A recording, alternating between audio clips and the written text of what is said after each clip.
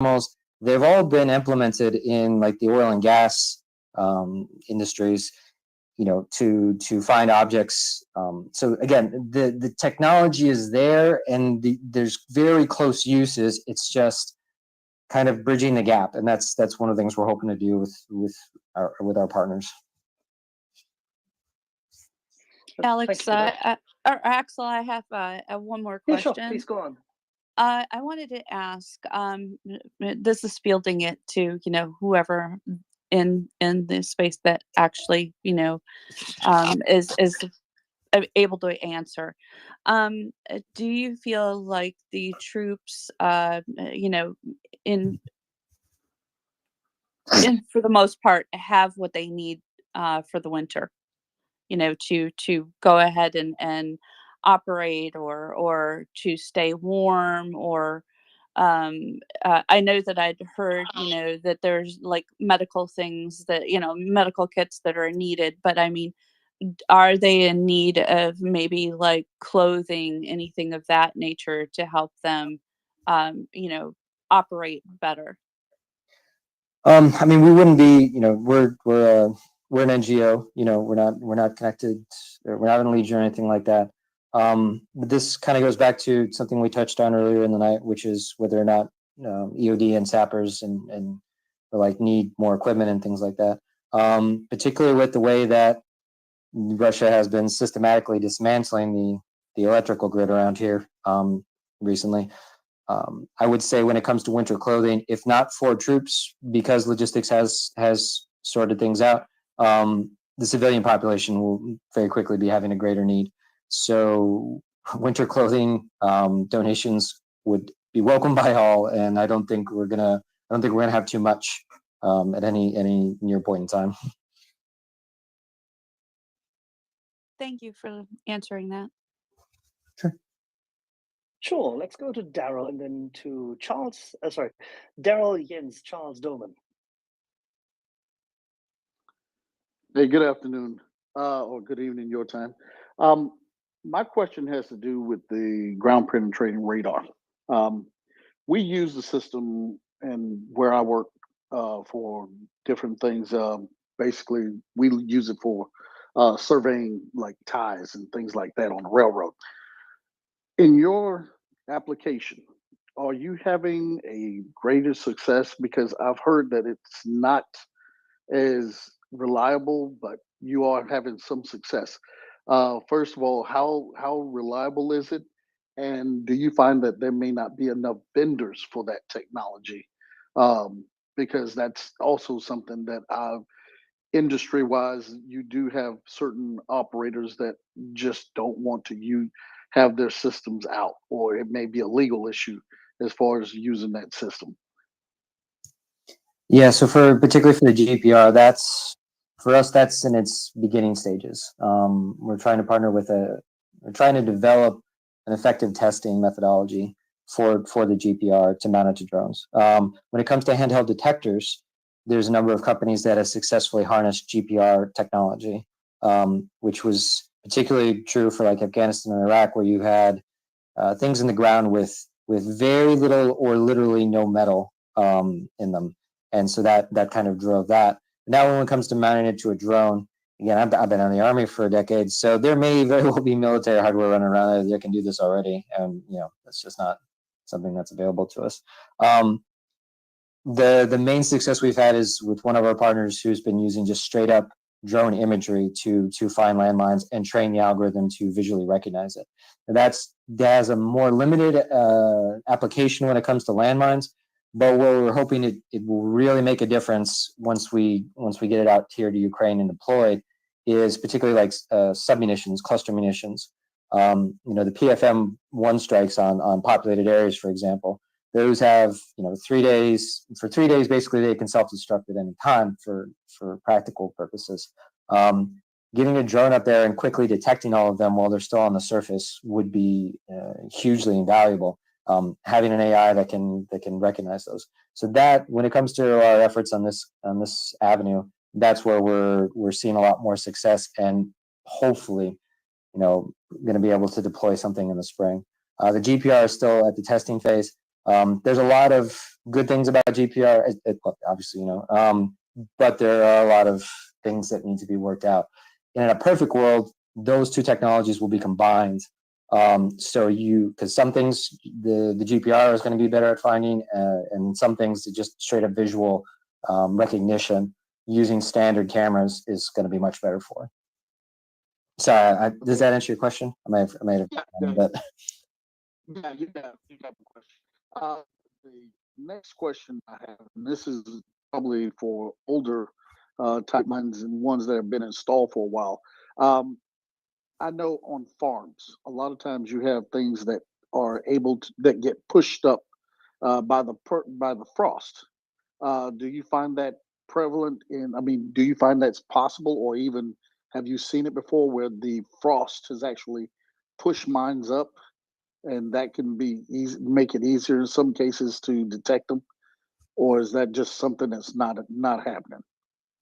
Yeah, no, personally, I've seen that in Iraq, and that doesn't necessarily mean it's going to happen the first season change, but yeah, that is kind of an accepted thing that's going to happen. That can make it easier to find them, because especially if they pop up above, or even you'll just in the spring you'll be able to look out on the fields and you'll see little mounds, even if they haven't been completely exposed. So that can help. One drawback to that is that sometimes it can give particularly farmers a false sense of security, because maybe they see a couple of the landmines in one field, but they don't see any visible yet in the one next to it, and they assume that therefore that field with no visual signs is safe to start plowing. And then it's just could be that whoever buried those landmines is a little bit deeper than the ones where they've started to pop up from the permafrost. So yes, absolutely, we would expect that to happen because it has everywhere else in the world. And that will help a little bit, but isn't everything. Okay, and I just wanted, I know a lot of farmers, we have some Midwest listeners. I know they deal with rocks and things like that, and that happens in the fields on their farms where rocks pop up after the frost. And so that question, that's where it made me think if that happens with the mines. So thank you for that. Yeah, no problem.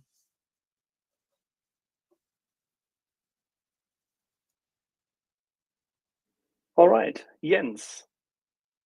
Yeah, hi. You already touched on booby traps, and maybe you all almost already answered my question. But after Bucha, we saw reports of booby traps hidden in civilian homes, like kitchen cupboards and children's rooms. Are you still seeing those kind of booby traps? I would almost kind of label them as terroristic booby traps. Yeah, again, not to get into exact detail, but Ukrainian EOD friends and sappers and stuff like that are relaying back from the different areas that have been recaptured that maybe they're not necessarily as I don't even want to say that as insidious as booby trapping children's stores, but they are still being seen in civilian dwellings, and common areas of a house, of a dwelling, for example. So they may not be. I haven't seen any as maybe Hollywood suitable examples recently, but the intent and the effect is still just as bad. If you booby trap a cupboard in someone's kitchen, it's just as likely to kill the family or the children when they return as if you did it with a teddy bear, unfortunately. Thank you, and thank you for what you do. Sure, thanks. All righty. Dorman, let's go to Charles first, and then we'll continue. Charles. Yeah, thanks. Hi again. Yeah, maybe just to help the space. So you've talked about the PFM mines a couple times in this space. We've had questions sometimes about what is a butterfly mine. So I think the PFM is the butterfly mine that people in the public hear about. But I really like what you're talking about the dangers of unexploded ordnance or UXO. I think often we talk about mines in this space, but people forget the dangers of UXO, and and when they see, for example, the hit on an ammo depot of the Russians, obviously, I think you, Tony, and you look at it differently than maybe some people do. You think maybe what a giant mess that is. What you know, and touching on the awareness of the public, do you see already steps within Ukraine to give the public awareness of, okay, here's what a UXO looks like, here's how to treat it, here's who to call? Yeah, absolutely. There is actually an app that Ukrainians can get on their phones, and there's EORE, or we call explosive ordnance reconnaissance education going on, like on the trains and on the television and other places like that. Now, they don't do as much in terms of identification of ordnance, but they do a lot towards alerting people to, don't touch something that you see that looks, that looks curious or suspicious, particularly if you've recently been had attacks or had missiles or so forth fired in your area, and there is a place that they can call. Tony, you can expand on that if you like. Yeah, I know. One thing I can't speak to is how much it's caught up with the recently reacquired territories. From what we've seen in the areas that we've been in, yeah, DSNS in particular has a very robust risk educate, explosive ordnance risk education program, which across various mediums. So that's great. But yeah, I don't think we can personally speak to whether or not that has caught up with the reacquired territory yet or not, because things have happened so fast again. I know we're getting some requests, in fact, through Lena, to try to assist some organizations that want to do some explosive ordnance risk education in some of those areas. So I know we're going to be helping with that as well as other organizations.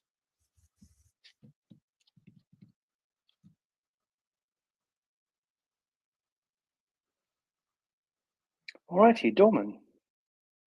Thank you, Axel. And thank you, John and Tony, for all you do. And thank you, Lena, for bringing them.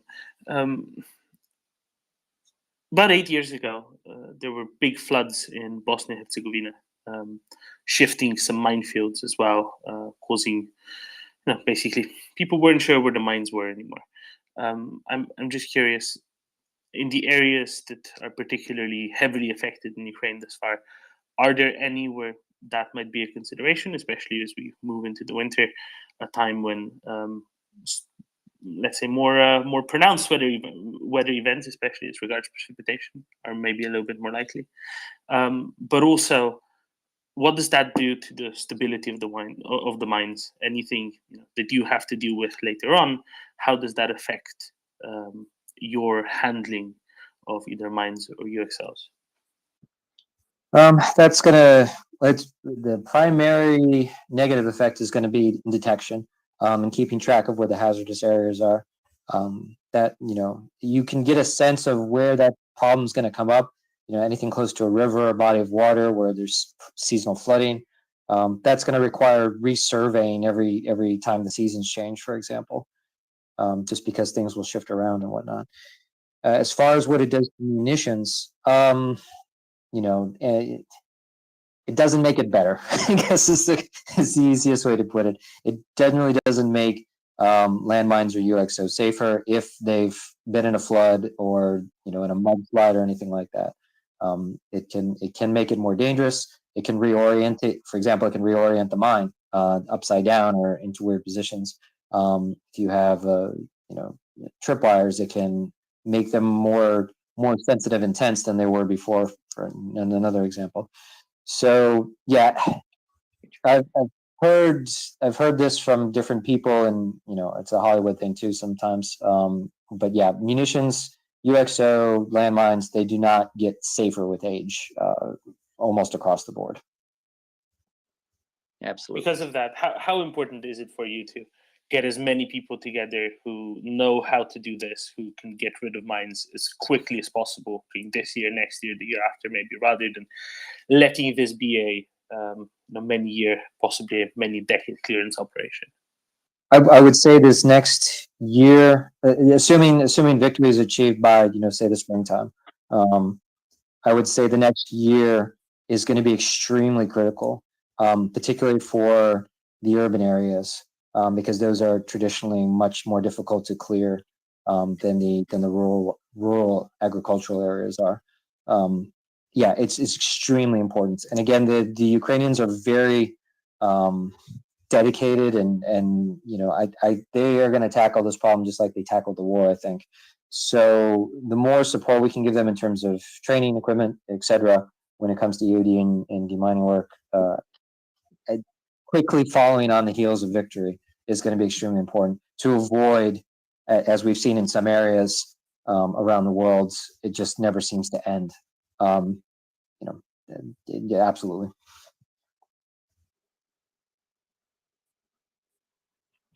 You might have seen it about 10 minutes ago.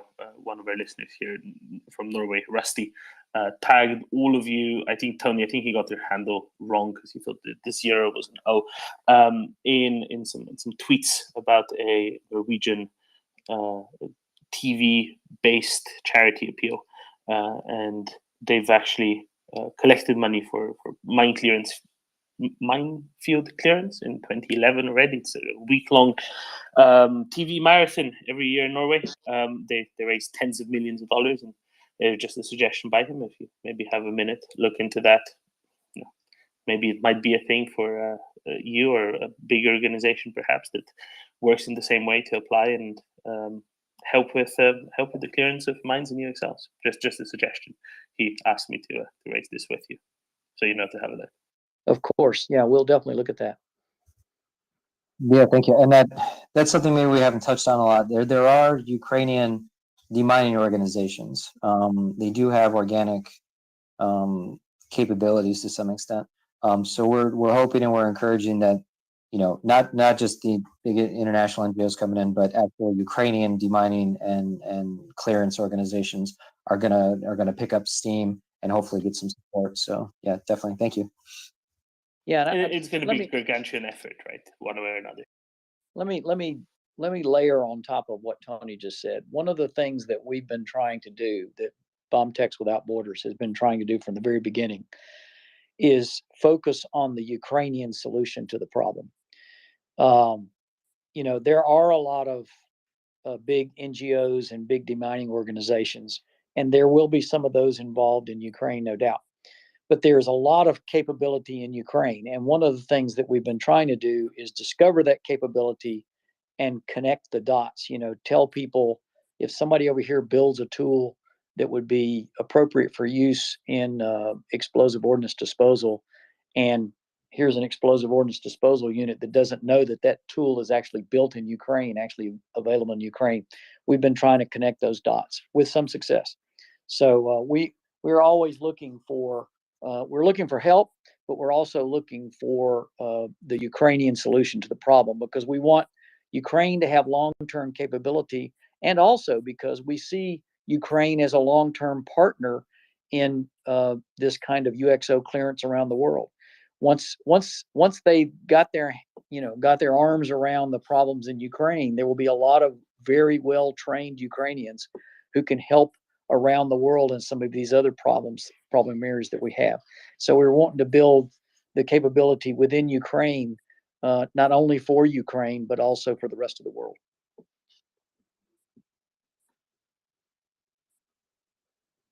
Nina? Yes, thank you. So I just want to elaborate on the point that John made.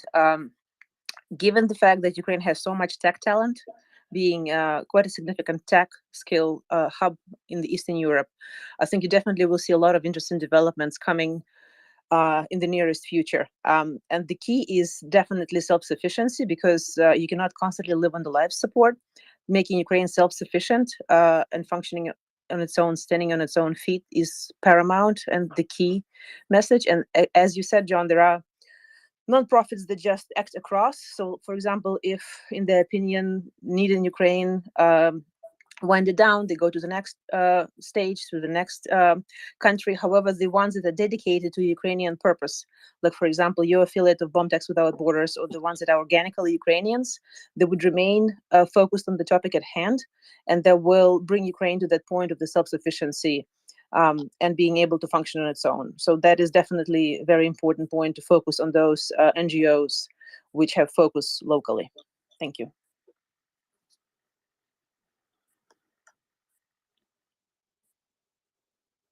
Thank you, Lena. No, of course, it's crucial that this is done locally. And actually, one of our listeners is asking, how hard is it? How long does it take to train someone from scratch to do demining, to do the sort of operations you do? I'm presuming there's different levels. There's sort of maybe some are more routine, some require a little bit more training. Yeah, so you have something called IMAS, is the International Mine Action Standards. They are a framework that's been in place for a number of years that seeks to define these different levels of training across different countries, because everywhere is different, whether we're talking about EOD or sappers or deminers and whatnot. To train someone to do like general mine clearance in an agricultural area, for example, swinging a metal detector, looking at that, you can reasonably do that in 1 to 2 months, particularly if you have the ability to give them some on-the-job training to reintegrate them into an existing organization. To make a bomb tech, we go through a particularly long school for U.S. military EOD. Most countries don't have the luxury of training their people that long. Some train longer. So it can take, to make an actual bomb tech, can take quite a long bit of training, quite a bit of an investment in time, money, and everything. Again, because of the war, Ukrainian EOD, they're putting a lot of people into play that maybe didn't receive the base training that would have been best. But again, they're tackling the problem pretty effectively, and so after the fighting's over, there will be time to put in, to fill in the gaps and everything like that. So again, like John was saying, we're really looking forward to what Ukrainian EOD is going to become in the future, and is becoming right now. So maybe that probably wasn't as the best answer that they were looking for.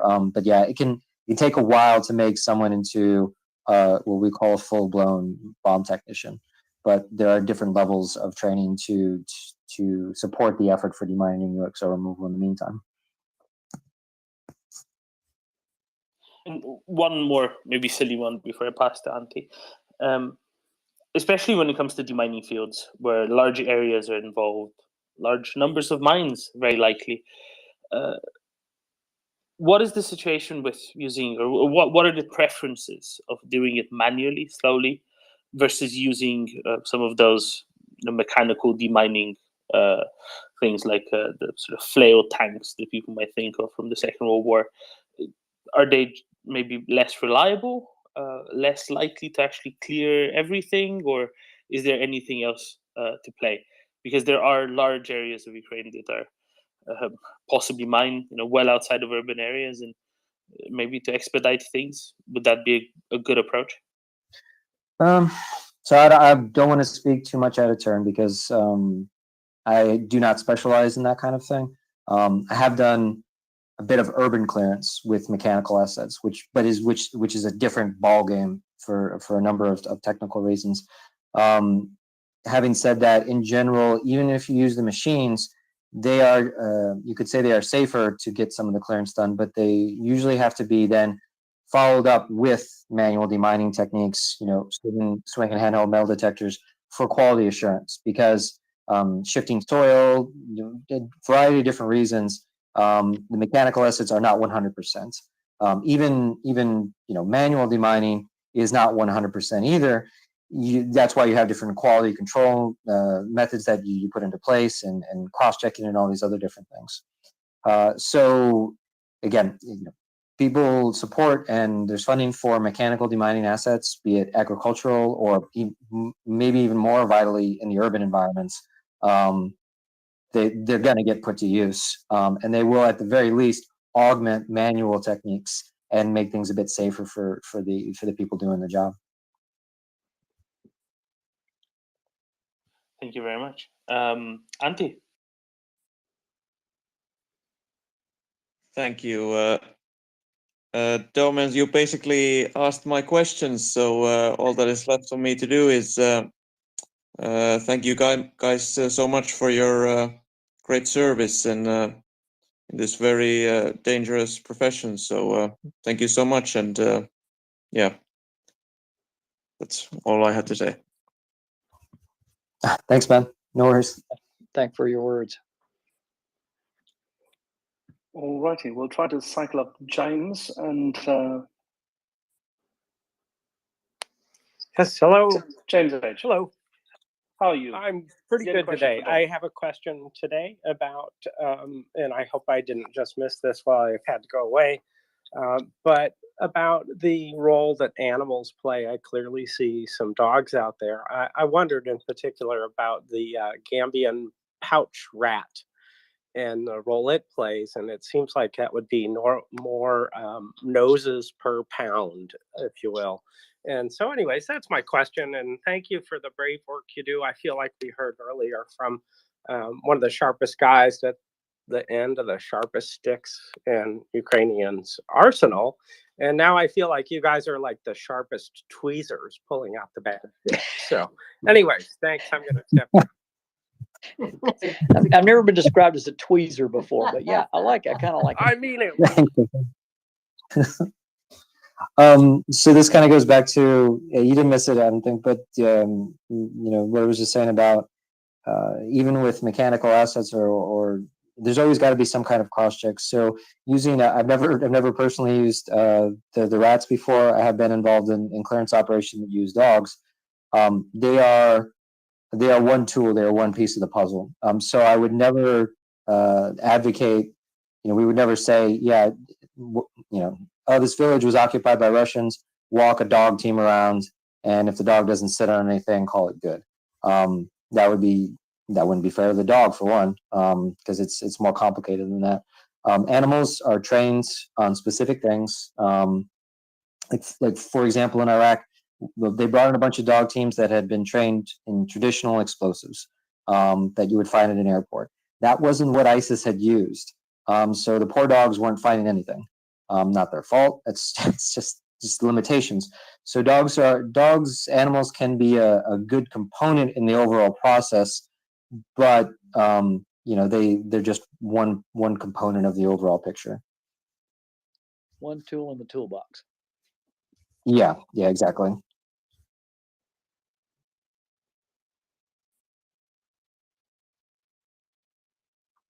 Can you Alrighty. maybe? Yeah, Doman, please go. I'm just very curious.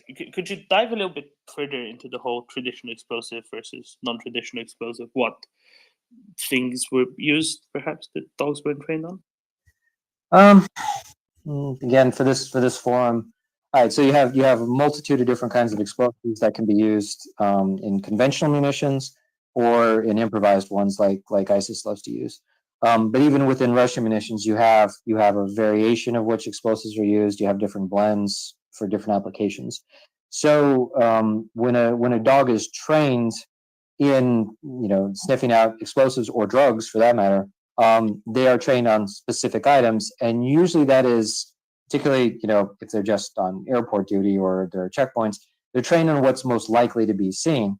And then if you put the animal in a situation where that's not the same kind of explosives, or it's different, or even sometimes different climates, the dog just doesn't think anything of it. So what's a good example? Again, for this forum, that's probably the most detail I should get into it on. So you can also teach animals, though, for visual recognition, which can come into play as well. In my experience, it's very difficult to cross-train an animal that was originally for drugs and then try to get him or her to find explosives. Likewise, cadaver dogs or search and rescue dogs, they have very specific things that they've been trained on. So you can't take a dog that has spent his whole career, if you will, trying to find trapped people in collapsed buildings, and then suddenly expect him to find TM62s that are buried in the ground. So it's got to be focused, and there's got to be some thought put into it. Unfortunately.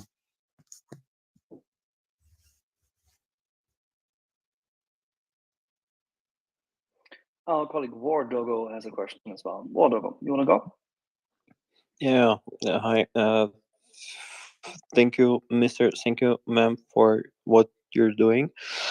A couple of weeks ago, with a couple of friends, have been doing some crowdfunding for also friends on the front lines who lost their equipment, and they've been doing some crowdfunding for some primitive bomb tech equipment for their squad, and a little bit got into the topic. And what I noticed during my scouting for the info about this topic is that in the majority of the cases, techs prefer to explode the traps and the mines in case there is no risk for the surrounding to be some like unnecessary damage, let's call like that. That preference relates to unnecessary risk avoidance, or there is any kind of reason related to that? Well, basically, okay. that gets into areas that are, we don't like to talk a lot about procedures in an open forum, but in a general sort of answer to your question, yes, if an explosive device doesn't need to be moved, when I was working EOD on ranges in the U.S. military, if we had an explosive device that we found, an unexploded round or something like that, it was meant to go off there. We make it go off there, no big deal. And there's a certain amount of that that's true of operations in a combat zone. If you're in the middle of an area that was already shelled and cratered, and you have a sensitive piece of explosive item that you can destroy in place, and you have sufficient explosives to do it with, because that's always a question too. Do you have the tools to destroy it in place? Is it safe to destroy it there? Are you going to damage any infrastructure or any property any further that it's already been damaged? So those are decisions you make. But I would say, yeah, in a lot of cases, it is risk avoidance to destroy ammunition where you find it, if that is reasonable. Thank you for that.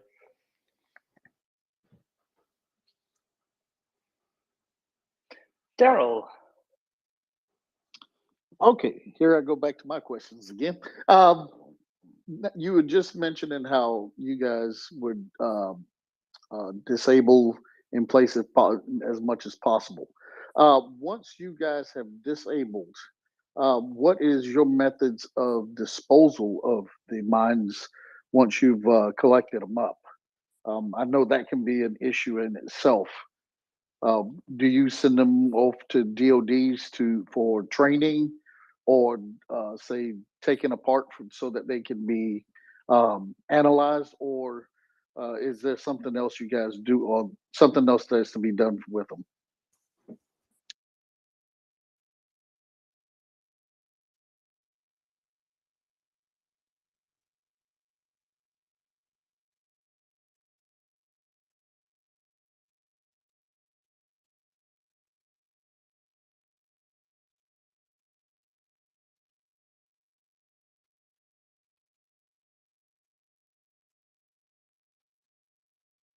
The answer to your question is yes, but it. Understand.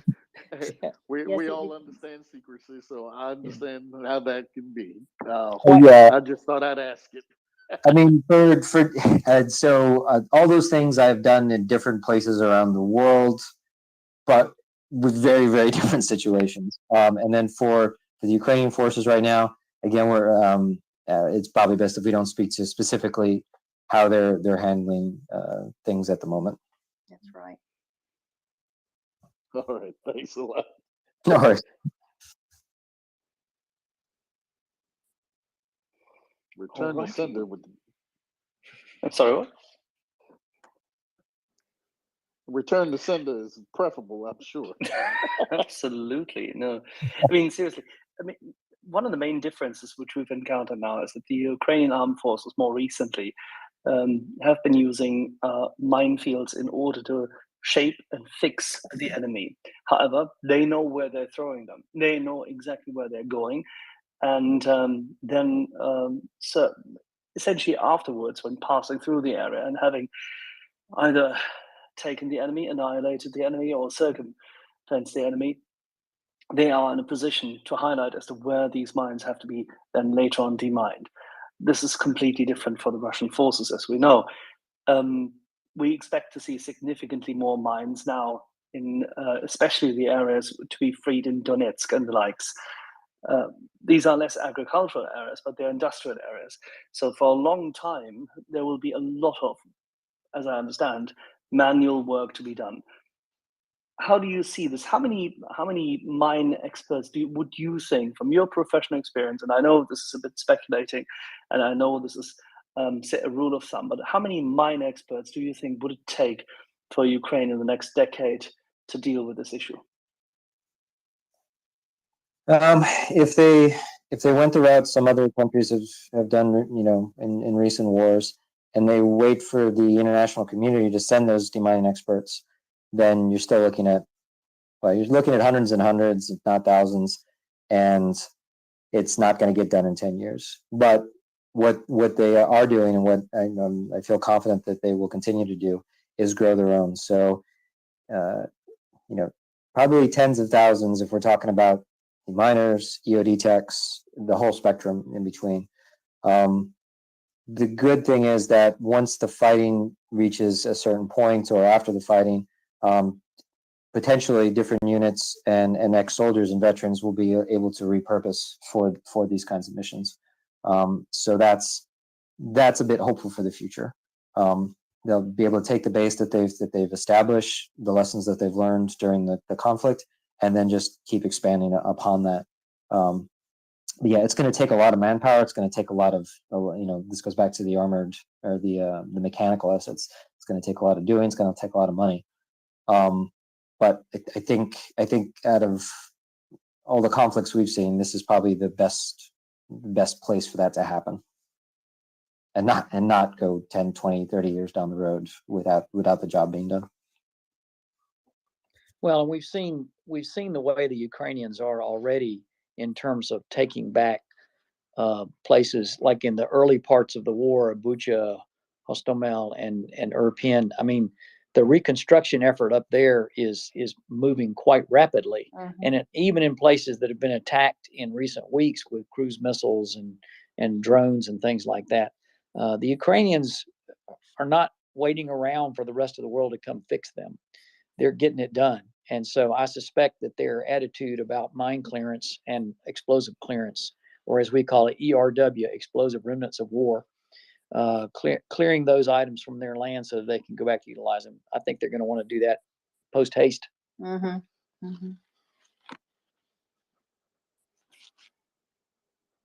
Yeah, that was very obvious, very, very evident when I was there.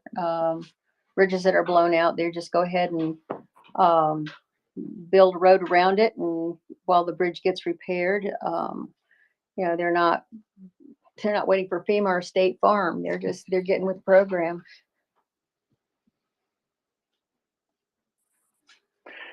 But in essence, what you're highlighting is that the Ukrainians, not only are they already teaching more and more sappers on these courses, but the Ukrainians will have to make a concerted effort.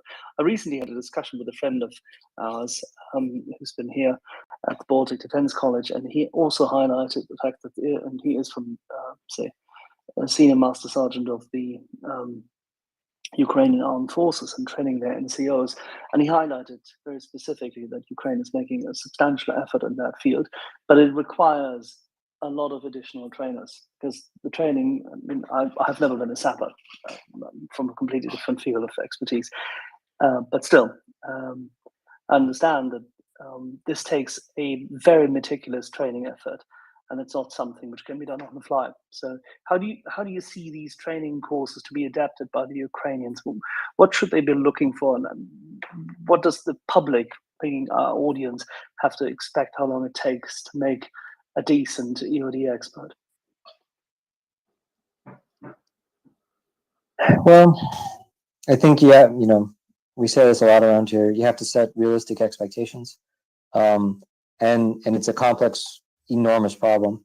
So, and it's very hard to tell the entire story, in a brief snapshot or whatever. I mean, for example, there's 6 or 7 different EOD departments that we've encountered or worked with so far, in different ministries and different departments. Then you have, the territorials, the military. You have different units.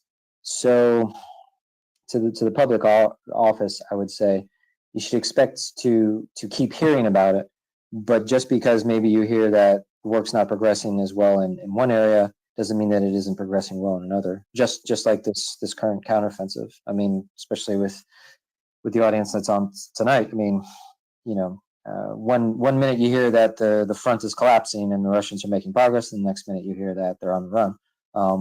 I sense that this will be the same when it comes to demining and UXO clearance after the war. Some places are going to appear to be recovering much faster than others.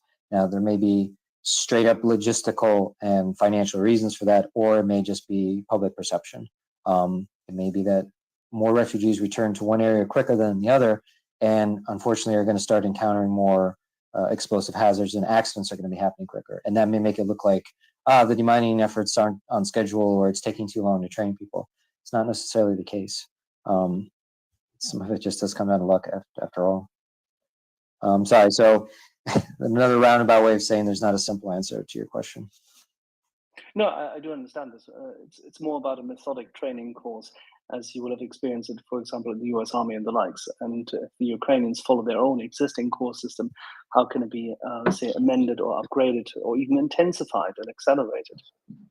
There's different ways you can intensify and accelerate things. One is taking pre-existing units that maybe have a little bit of exposure or training to it, and then repurposing them for more focused effort.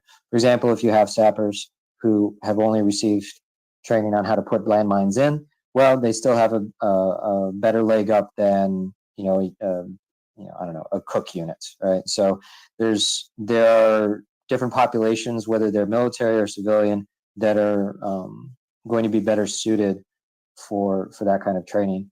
You also have the ability to mix and match.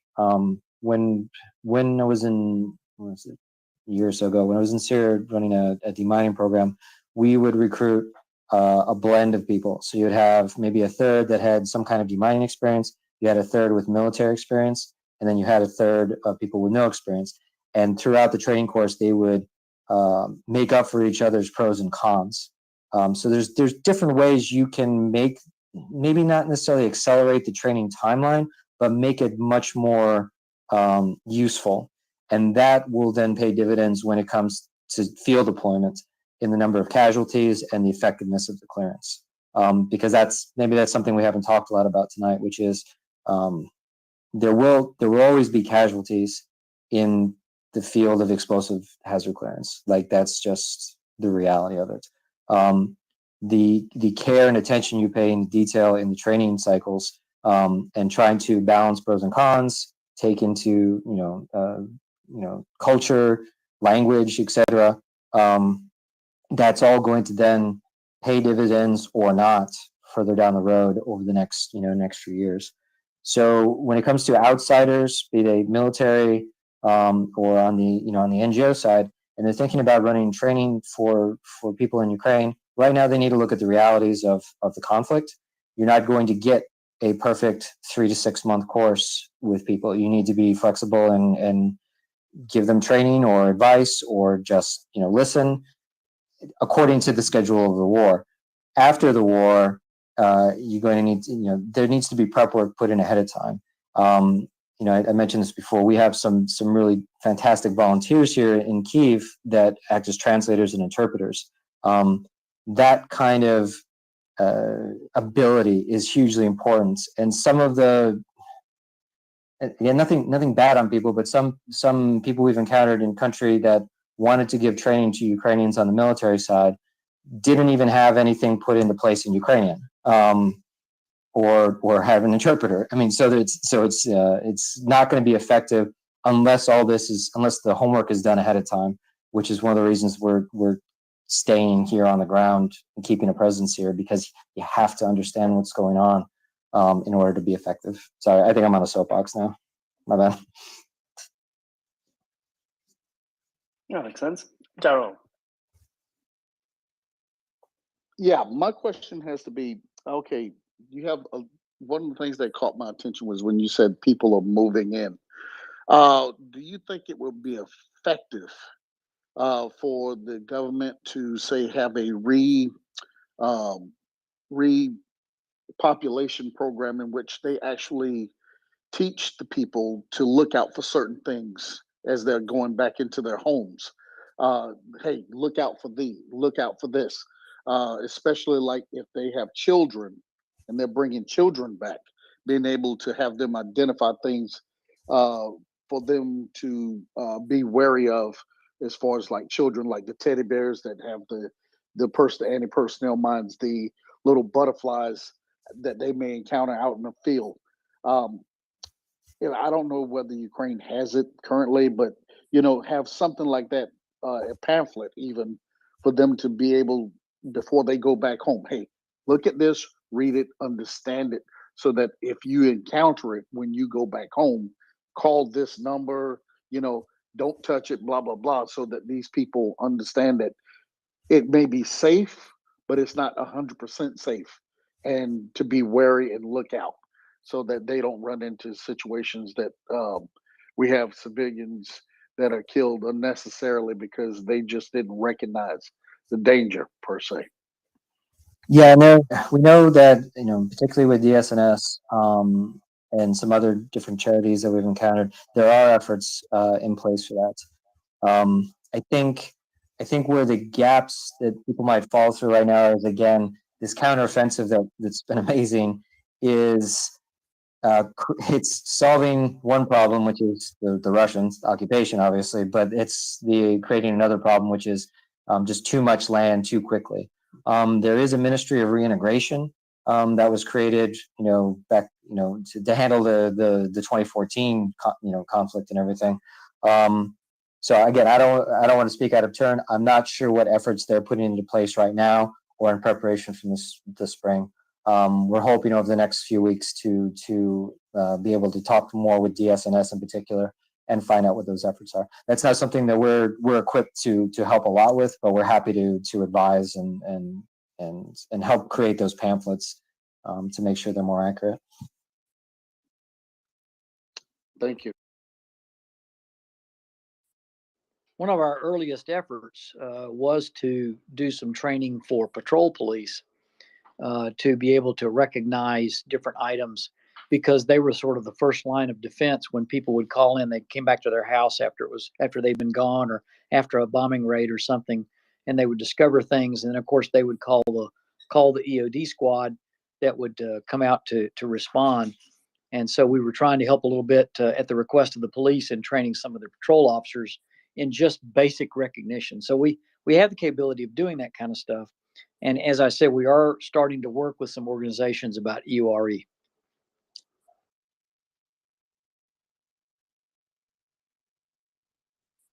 Thank you, because I think that's really important for the public to have that awareness. It's easy to say my home has been liberated and want to go back in without recognizing those dangers that may persist after the hostilities have ended within their hometowns, and having those people being able to go in and say, okay, I'm gonna go through my house, let me look, and then go through and look and have some reasonable amount um, of assurance that when they walk into their home that it is safe. They can go in, identify, and say, hey, I think I got something here. And then, they clear out the building if they're in these, in the high-rise buildings and things of that nature, so that their neighbors aren't killed by something that wasn't recognized or they recognized.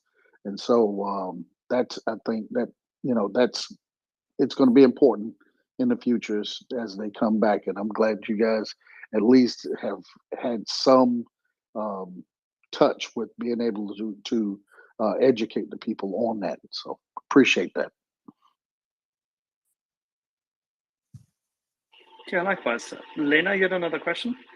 Yeah, just basically to confirm what Daryl was saying. That is a very powerful reason for people to go back because they've been out due to the active military actions. They were out of their homes, and the first impulse they have, if they've been outside away, they want to go back and just to have a look. And then there were a couple of cases when I've got a phone call saying that we went back to Kharkiv, for example. Windows are all blown out in the apartments. The only place we can go is the dacha or the summer house in the suburbs, which seems to be intact. However, people would go and they would see that Russians were headquartered there, and they would be even afraid to go downstairs in the basement because they're not certain if that was booby trapped or not. So fortunately, there are people like that who would take precaution and they wouldn't stay there. But for lots of them, impulse to go back home is so strong that unfortunately sometimes I'm afraid they might neglect safety just for the comfort of going home. And definitely Ukrainian government does quite significant effort on educating civilians. The trick is to make it stick and just to make people more aware and train them to recognize those dangers. Yeah, you're absolutely right, Lena. I remember, I think it was about a week after this big counteroffensive had started, and I was having some beers here in Kyiv with some Ukrainian friends, and I remember this one gentleman in particular was like, "I can't wait to get back to Kharkiv. I'm going next week." And I was just like, "Oh dear God, please don't." We talked about it, and eventually heard, again from someone else in his neighborhood that had gone back, how bad things were, and he's still waiting. Last I checked with him, but yeah, the urge to go home and to finally make the insanity of this war, make it all go away and finally go home is very powerful. And that's been the case in other places I've worked as well. And it does. You can educate people, but it is very hard to tell them, no, you can't go home yet. And then the question, of course, is, well, when can I go home? What's the use of killing all the Russians if I still can't go home? Yeah, it's not an easy situation. Yeah, and that's the key aspect that which has to be highlighted all the time. That this Russian imperialist and colonial war is based and predicated on the design to eradicate the Ukrainian nation, to deny Ukrainians their right to live and have quiet enjoyment of their country. If one takes yet again, because they say the quiet things out loud, if one takes yet again the videos and news clips of the last 48 hours of what the proponents of the Russian regime, both in writing and on video and radio, say and state what should happen to Ukrainian civilians is absolutely the worst abomination since Stalin times, respectively, since fascism. And these acts, mining civilian buildings, booby trapping, the completely and utter disregard for any kind of laws of armed conflict, and distributing mines as if they were literally nothing else than little gifts and gadgets is one of the key aspects to be highlighted when it comes to educating war crimes. But in the meantime, we have to deal with it. So in that regard, I thank you for your attention today and for your dedication to the cause and the kindness with which you have taken to the task of educating our audience and being with us. Thank you very much. Well, thank you very much for the opportunity to be here and to share a little bit of our story with your audience. Yeah, you guys have been helpful. Thank you. And you're always welcome back, as you know, and Lena will have told you, we've been here now with this crew ongoing since the night of this invasion, and we will not leave until Ukraine is free and is getting those displaced people back who are currently shipped off to wherever from here to Magadan. We will not leave. We will be here. We'll create information awareness, and we'll always be welcoming you here in our space to help tell us what's going on. And if you want to make a donation run, you should definitely not forget to come here. Thank you, Axel. Oh, thank you.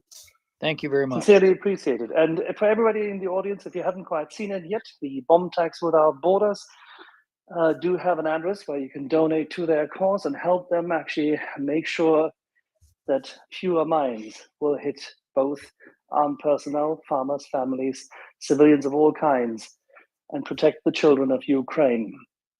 So thank you for that. Thank you. Yeah, thank you for this opportunity to speak about this problem. Well, John, you're part of the solution. Well, thank you very much. No, seriously, very much appreciated, sir. All righty, good. And with that, by the way, at the top of the hour, we will be changing co-hosts, and our friends Daryl and Wendy will be taking over from Doman and myself, given the fact that we've been around here for a little while today. And whilst it has been an absolute pleasure and a privilege, yet again, even we, from time to time, need to have a glass of wine, relax, and then finally fall into the arms of Orpheus, as it was once called, meaning try to get some sleep so that we're ready for tomorrow. All right. All right. Thanks again for the opportunity to address this audience and then, you know, help raise awareness of this task and what we do. Appreciate it. Excellent. Thank you so much, Ron. Good night, everybody. Be safe. Good night. Good night. Cheers. And the show continues, as of course, because it always does. It's 24/7 available. And in just about a second, we will cycle up Daryl and Wendy.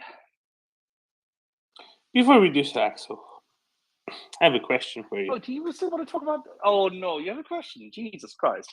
If I have only a I could question answer for that. you. It's a very short question, I swear. You have questions. I'm just asking questions.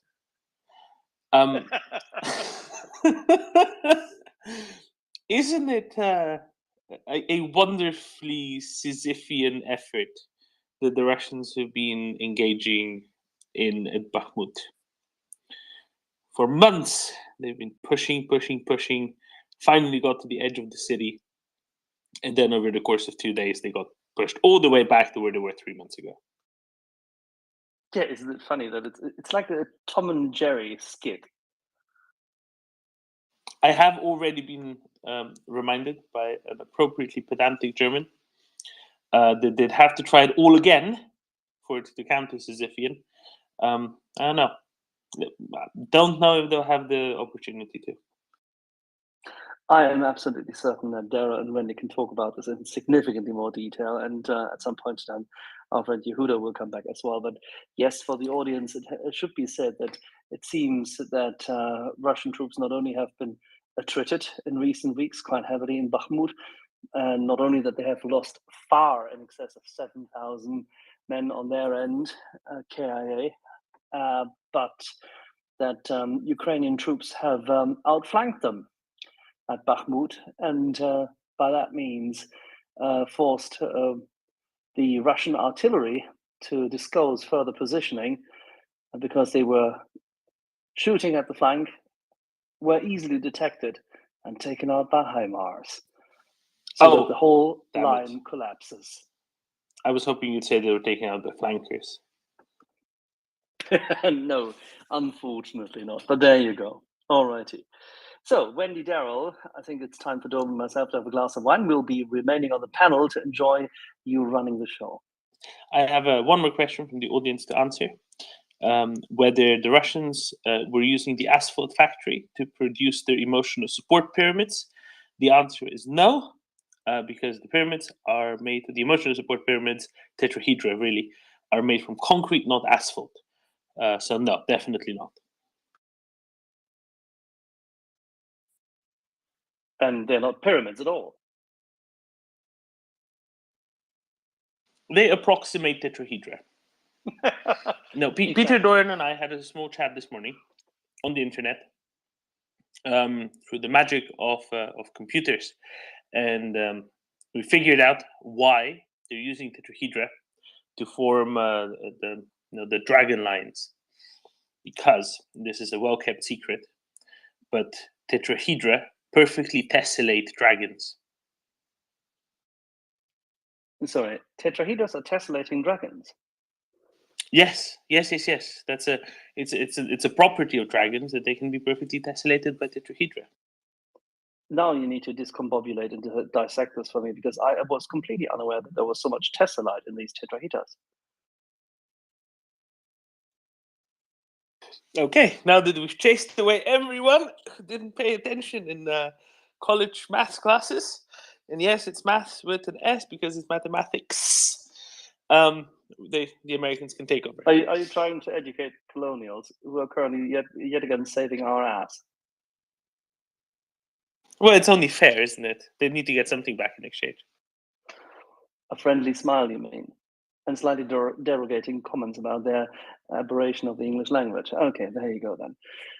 Righty-ho, as you heard Bernard speak, there is 2 universities, please be reminded of that, one of which is leftist undermined and has been having more communist spies than anybody else. And it's not Oxford. There is nothing wrong with our English. Nobody said it was wrong, it's just a different form. Wait a minute. How would you say this? Them are fighting words? Those are fighting words. Well, depending on what part of the country you're from.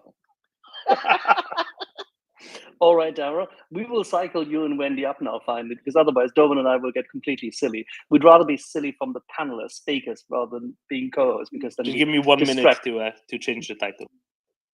Please do so. All righty. You guys have a pleasant evening. Reds tonight, I guess. True, absolutely. or- Red wine, no question, 100%. Yeah, It's because, Sunday. If you take flank, they've flanked. What goes better with flank? Red, right? Yeah, I'm not such a fan of flank steak, I have to say. I think there's just not enough fat in it. Slow cooking. Yeah. Okay, I get it. No, I'm with you. I understand this. And a proper jambalaya with it. Okay, all right. So in the meantime, Doman has now finally done the title, I would think, which gives me the possibility that he and I can have a glass of wine and observe what you both are doing. Good evening. Cheers. Evening, Daryl. Evening, Doman. Evening, all. There's a couple of questions which are on my mind. One with regard to these pyramids. Is there any chance that they could just be a bad case of landscape gardening? No, they're seedlings, you see. They will grow into larger pyramids with time. Okay. I guess another question, totally tangential, is it's kind of one of those current questions which goes along the lines of what is currently occurring with regards to air defense. And that is, why the heck are planes just falling out of the sky? Gravity, Wendy, gravity. They can't breathe up there. Sky didn't like them, so it threw them back down. The air is too thin. Yeah, well, many people will have seen already earlier today, I think, Daryl, the video both in original format as well as in then a slightly upscale and slow motion version of a Russian pilot ejecting and his helmet camera seemingly having taken this as a complete video from start to finish. So, and if you haven't, I can only advise you to do so. Just imagine this is a video of a successful exit, albeit that the pilot was captured after, which is why we have that video. But the funny part is, of course, the tragic part is that another pilot didn't quite make it today, Dorman, right? Wasn't it 2? I thought that was a 2-seater. Yeah, I thought one got out, right? One got out. And I thought neither got out. My information, as flawed as it may be, was that neither got out. I thought it was 2 planes. No. Okay, there are several planes. There was one plane in Yeisk last week that crashed into an apartment block, but that was last week. That was an Su-34. Then earlier today, a new video of that one from a week ago came out, which confused people. Then another video came out of a Russian pilot's helmet cam recording the taking down and an ejection from a plane, I think somewhere over Kherson. And then there was a third plane in Irkutsk in Siberia where a brand new Sukhoi 30 SM, I think, I'm not 100% sure, was taking off on its maiden flight, apparently, allegedly. I'm using lots of softeners here just in case. And crashed basically vertically down, unassisted otherwise. So there's 3 very different planes. 2 are from today, and the 3rd was from last week, but a new video of it came today.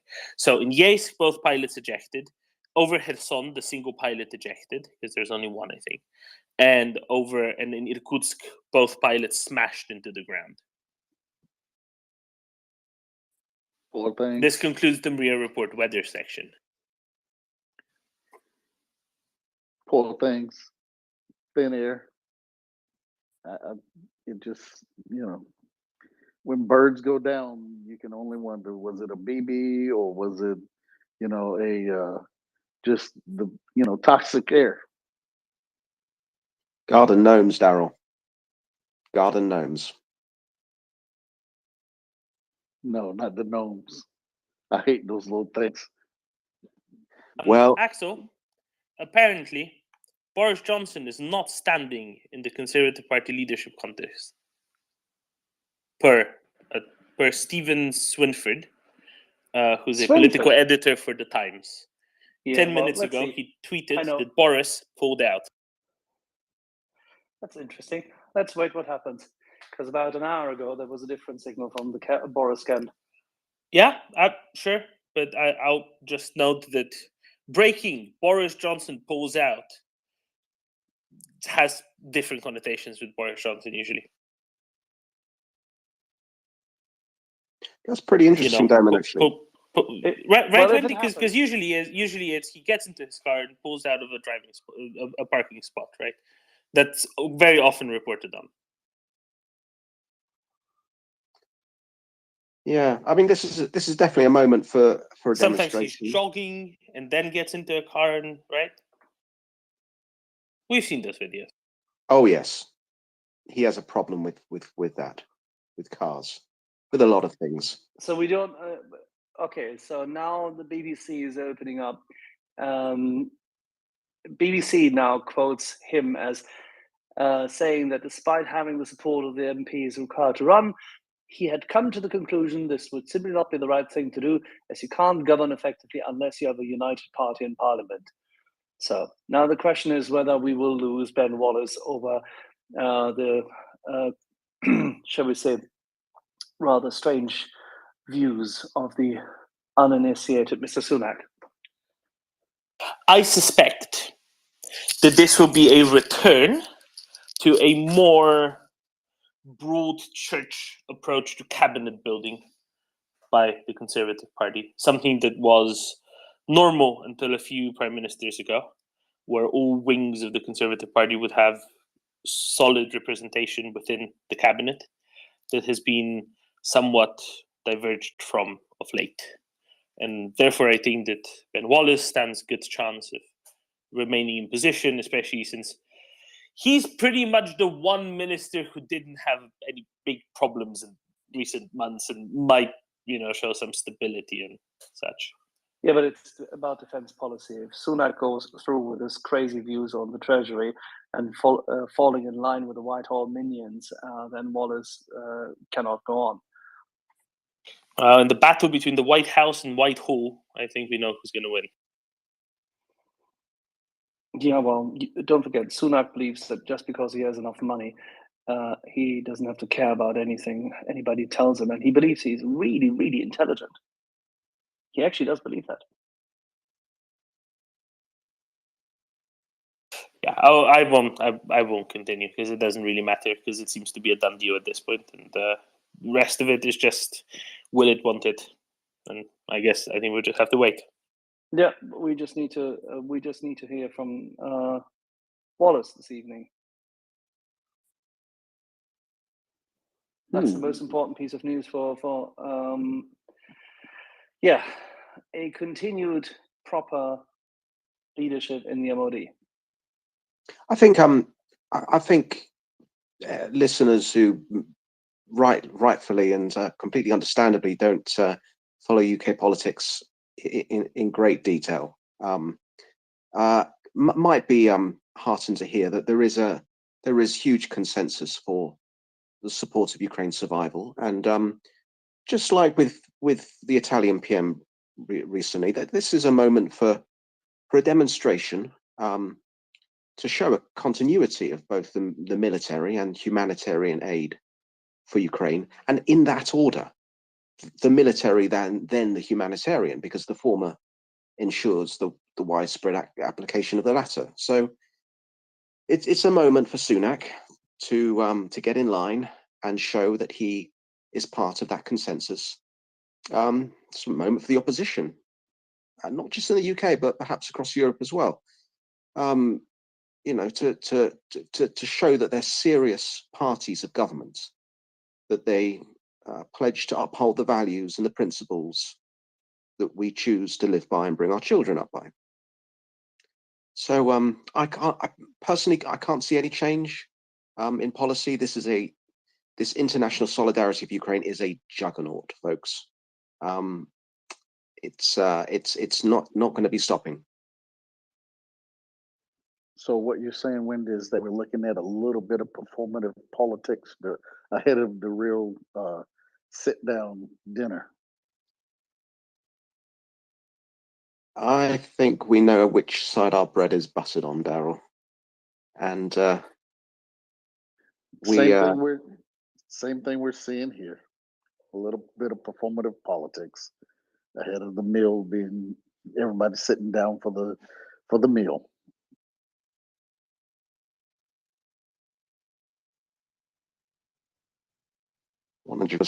Gunther, you've had your hand up a while. Welcome.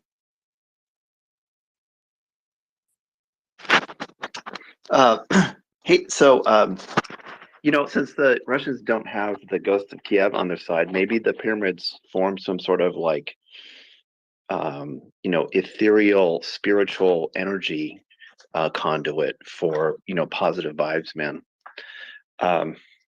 I wanted to make I really laughed what you said, Tom. That was really funny. And also, it reminded me when Malcolm was talking this morning. May you be more precise, please? Which bit? The pyramids and their silliness. And also this morning when Malcolm was the Grand talking, Pyramid, or the fact that they're emotional support pyramids, the fact that they're tetrahedra, which is a subtype of pyramid, the fact that tetrahedra tessellate dragons, or the fact that they're small because they're only being planted now and they'll grow bigger. Yeah, the emotional support I think is probably the funniest part. Although the contention that it may be a kind of decorative gardening maybe is a good second, I think, from my point of view. Also, when Malcolm was describing his how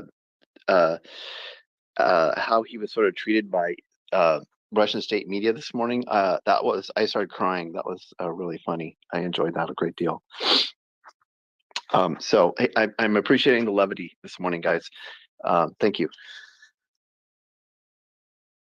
Did anyone hear of Gherkin giving out his telephone number? Yeah, it's great. Our friend Christoph from the Eastern Border is marketing it heavily. I think he will have many applicants telling him to pickle himself.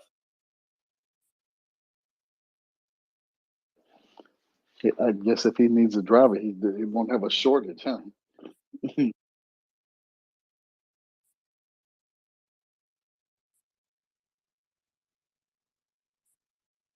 Well, let's see.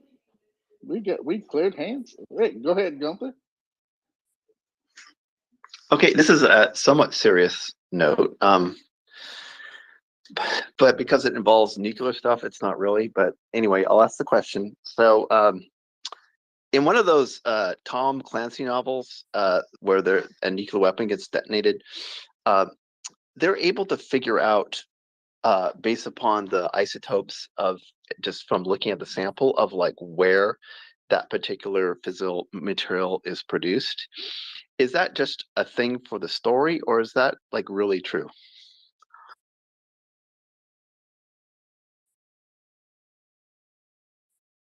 There's a plane, Gunther, a sniffer plane, but it's a bit outside my bailiwick, and Axel or Daryl could, or Derman could definitely fill you in better than I can.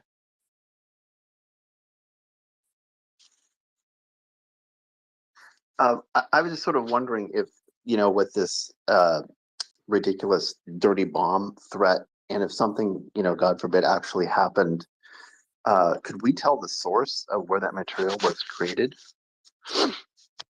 Technically, yes, but then again, that's an ex post thing, and this is so far into the future. This is forensic analysis after such an event will be quite something. I'd say this is an irrelevant case. But then again, the fear narrative is there. Yeah, they couldn't get us to be scared sufficiently over Zaporizhia. They couldn't get us to be scared about their tactical nuclear weapon scare, because supposedly they would, by making these temporarily occupied territories now proper part of Russia.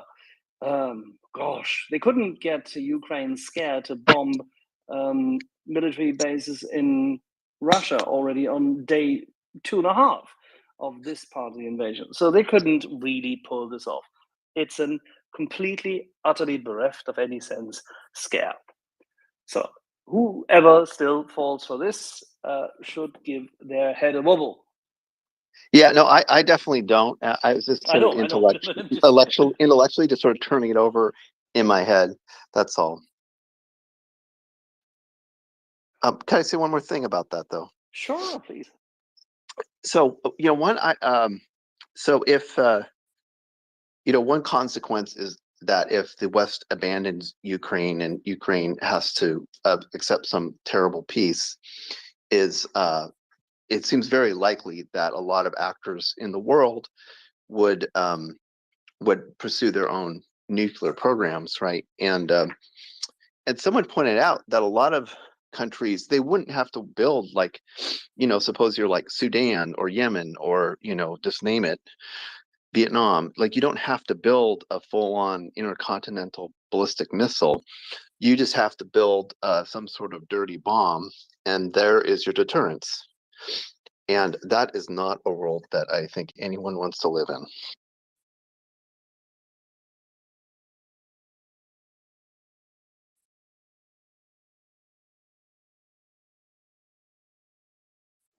All right. Do you want to hear my theory? Go for it, Doman. So I think they're pushing this out so that when eventually they might decide to blow up the dam, they can then blame a minor radiological event on the Zaporizhzhia nuclear power plant, spent fuel cooling ponds not functioning well, blame Ukraine, and do a separate minor radiological event. And by that, I mean stuff that's detected and doesn't really harm anyone, but causes panic, especially in other countries. I think that is the most kind of likely course of events. Because I think they realize that the biggest tool they have is fear, and they're going to steer fully into the trying to terrify Germans approach to things. I don't know, my pulled out of a hat take. Yeah, thanks very much. I have a question about something completely unrelated.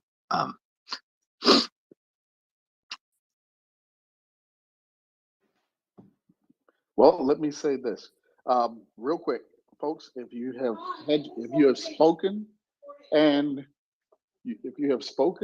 you are just hanging out, do me a favor.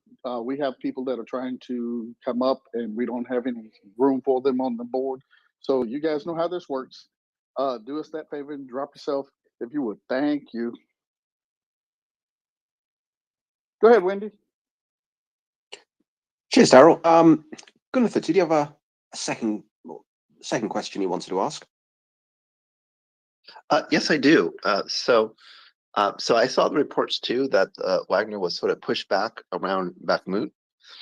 And I mean, it just seems like obviously if that were to continue, that would be the culmination right there of everything. Would it not? Well, they've been attacking Bakhmut for about 8 months, and the invading forces, which have been trying to do this, have been trying to advance. How's that advance going? Not particularly well, because they're retreating. They're heroically retreating, and the Ukrainians are chasing after them panically. Yeah, exactly. So like that, I mean, that could be, I mean, that could be like the furthest extent of what they've conquered right there, if they're being pushed backward today. And anyway, that seems significant. Yeah, and Ukraine is on the offensive, and the invading Muscovite forces have every reason to retreat, because Ukraine, as the defense account put out today, they're fighting for their land. It is their land. It's their children. It's their men and women. It's their civil society, their military veterans, their healthcare system, their justice system, and everything else. They are fighting for their land. The invading Muscovite forces, they're not fighting for anything. They're there for barbarism, for murder, for war crimes, but they don't have a reason to stick around a place they've been trying to take for 8 months. So, yeah, I think yours is a good point, Gunther. Doman was spot on. It looks like their advance is heading in the opposite direction, and for good reason.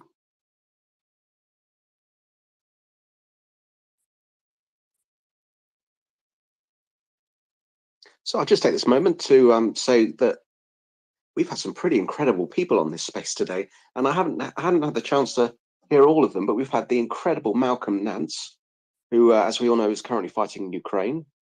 We've just had the privilege to hear the work of Lieutenant Colonel John Culp, whose diligent work, along with his wife Donna, they're a great team, is saving Ukrainian lives. They heard the call, they gave up their life in a free country, and they had the skills and the means to do it, and they decided to put their lives on the line to help Ukrainians. We also had a couple of other interesting speakers on, like we do every day. We had a guy who was a specialist in the Air Force on the space today, discussing what Ukraine needs now in terms of its Air Force, its air defense, and many other speakers here, all coming together, just like our guest speakers have today, and all our regular Ukrainian speakers like Lena have, and just like all of you listening here have, to drive forward this historic international effort towards a free and safe Ukraine. So if you've got any questions on anything you've heard today, or anything you'd like to ask the panel here, please request the mic. It's in the bottom left-hand corner of your screen. You can send us a DM. That's fine. Apologies if I don't reply immediately to DMs. I'm not particularly fast at replying to them these days. Hasn't really been good for me in the DMs since an account called Angry Garden Gnome sent me a message saying that there was indeed a castle in Kentucky and that I should come to visit it. Well, it turns out that castle was actually a hotel. So DMs can sometimes get a little bit lost, and we all try to reply, but just request the mic. Please don't be shy. We'd love to hear your voice. All right. And folks, with that said, with everyone that we have brought in today, they reached different areas of this conflict: the front, the rear, and in between. with government agencies and things of that nature. And one of the reasons why we are here, and everyone knows that we support MriyaReport 100%. However, uh, it's uh, we do not discriminate against what other organizations. As long as they are legit, we do not, and that's the reason why we're here. We help Malcolm Nance's, Rip Rawlings, both of their organizations, and we do this because we are here for Ukraine. And if any of these areas touch you in the heart, they touch your string, your heartstring, please uh, donate to them. Follow the leaders and donate to them, and so that their organizations can do the work that pulls your heartstring. If it be the mining operations, if it be the Malcolm Nance's at the front and him helping his guys prosecute the war, whatever. Donate to them and feel good about what you're doing. Um, don't be one of the people that sit on the sidelines and you wonder what you could have done. You have that opportunity. Please take the opportunity and commit yourself. You'll feel good. That's one thing. But also know that when history is decided, you'll know you can say where you stood. All right. With that, let's see. We got Doman. Go ahead. I have a question, Daryl. It's a question for you, because Daryl, we all know that you're master mechanic of all things armored. Well, not all things, all things that the U.S. Army had in the particular U.S. Marine Corps, rather. I apologize, during a particular period. Similar kit, fundamentally, right? A lot of it was the same. So yeah, pretty much. So my question here, Daryl, is earlier today we had Blue Waves on, and he's a U.S. pilot, U.S. Air Force. And he said, for every F-16 pilot, there's 15 to 20 people on the ground that are needed to keep things running. So my question for you, Dara, for every Abrams tank crew, right, crew of 4, how many people are needed in supporting roles? All right. Let's talk about, first of all, you have the first guy, which is usually the driver. He is the primary maintenance guy. He's the one that goes around the tank, lubes it, gases it, and makes sure that every system on at least the bottom end is in working order. Then let's talk about backwards. Let's go to, say, the optics on the tank. You are going to have at least 2 to 3 men that specialize in optics to make sure that the optics on the tank is working.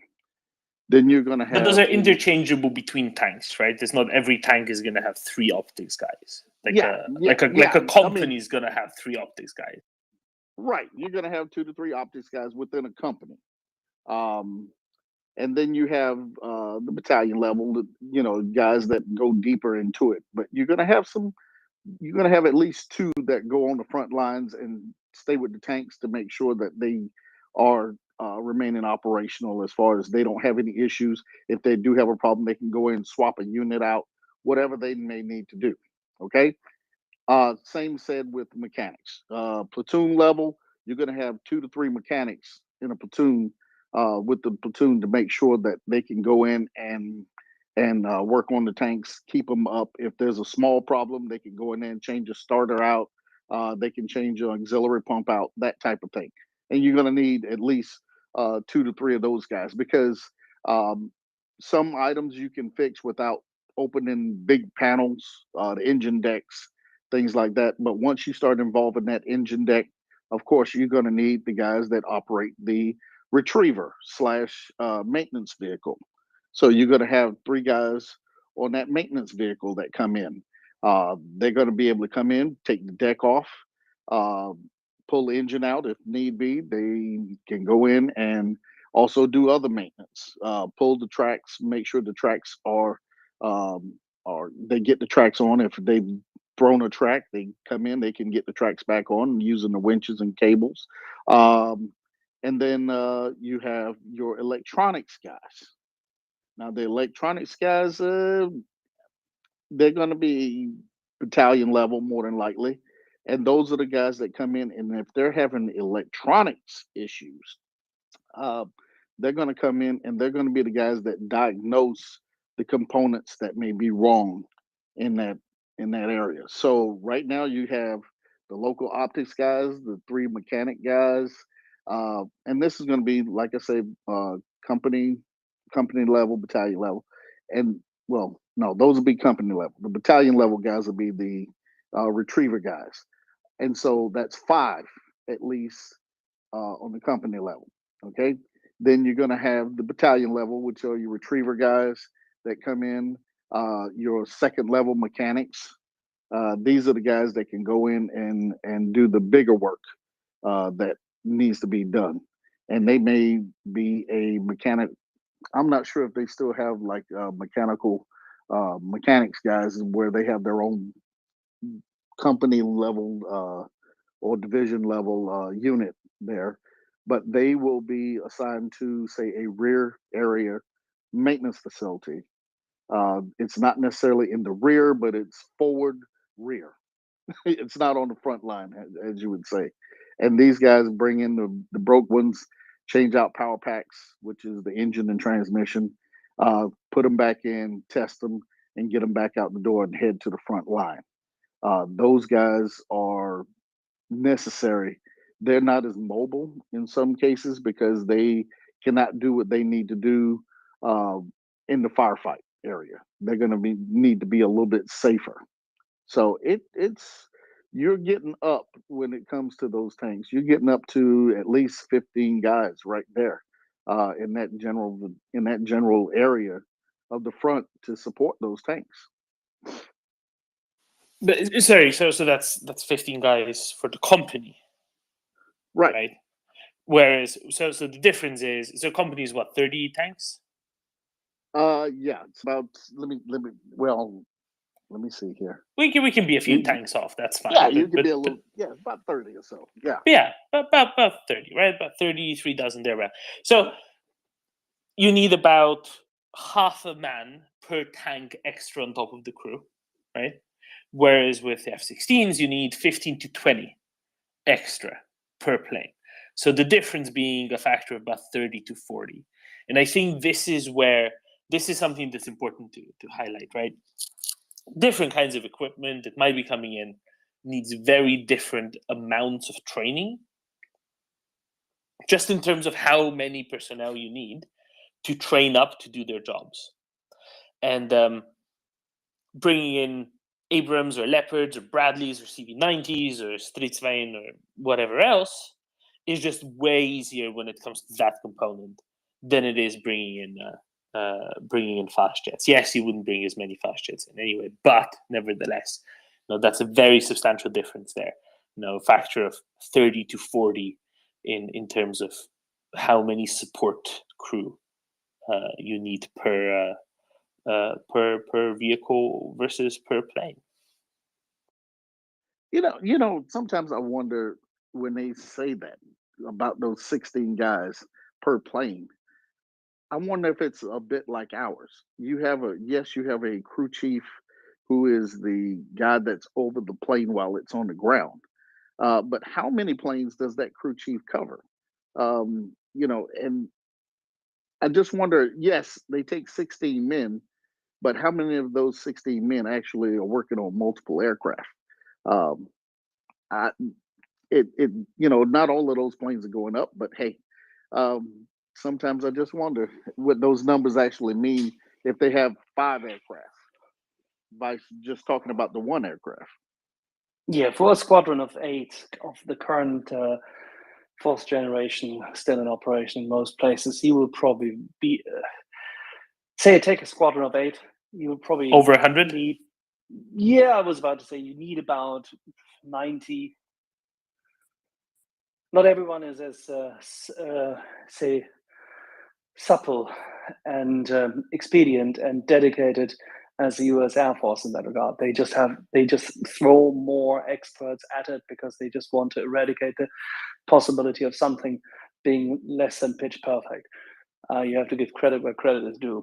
Other air forces of the world have to double up on positions, and just like our colleague Blue Wave early on said it, in comparison between Navy, meaning in this case US Navy, but then again, I think the same applies to our friends at the Royal Navy.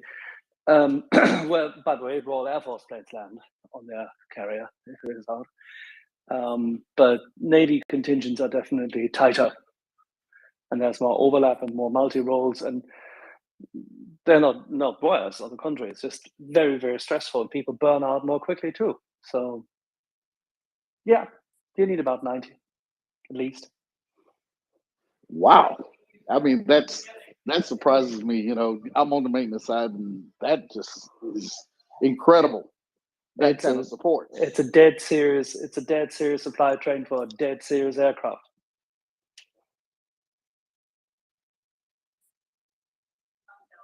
Go Navy.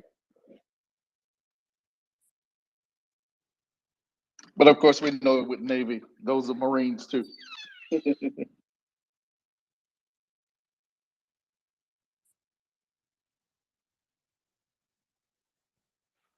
All right, we are bereft of hands.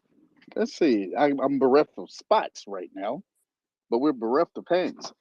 Guys, as I said, I don't want to have to put you down because it'll make it a little easier for you to come back up. Daryl, if you're bereft of spots, you need to leave and come back and be co-hosted again, and it'll be fine. And that will solve itself. Yeah. Okay. I'll see you in a minute. Yeah. Quit. You need to quit the app as well, not just leave, but quit the app and come back. Clear memory and such.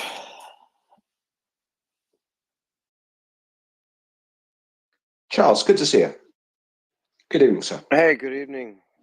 Yeah, great that Daryl's coming back, huh? It's actually He'll be back 30 seconds. My question is for him. I'll wait until he gets back. You can ask me something. Well, actually, it was about tank maintenance. If you feel like you want to take it. I can't, but I've been asked questions. I really can't. Tank maintenance. What is that? You mean when you're clearing it out and you need to wash it well? You know, hygiene is important. Yes, it's water consumptive, but all the lees need to be flushed out thoroughly. You know, that I'm familiar Dolman, with. just tell him that you can. Just tell Charles that you can easily compose the right solvent. Okay, so yes, right. So I'm looking at oak casks from south of France, and I'd like to know what is the longest supply chain. Longest supply chain. Goodness.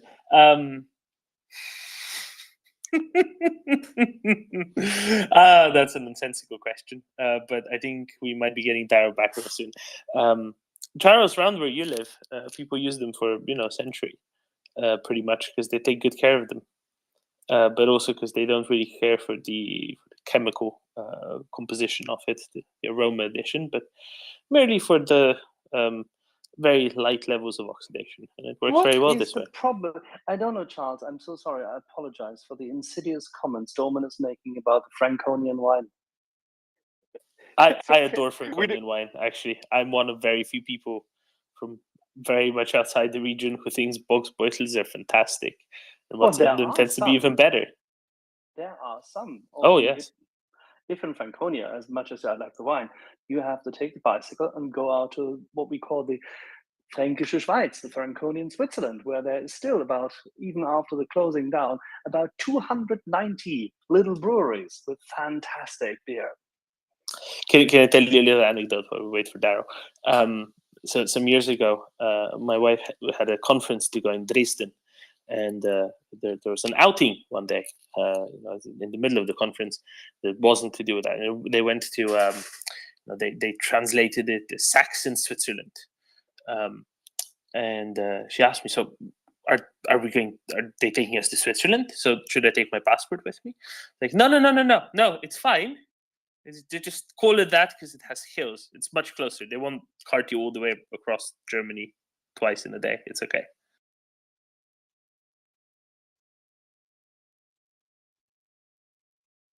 Where's Daryl? That's nice. But Doman, I'm really sorry, but Axel's right. In my part of Franconia, we only drink beer. Oh God. Yeah, I know, and it's all Bayerischer Reinheitsgebot, so it all tastes the same, even though everybody says each one tastes different.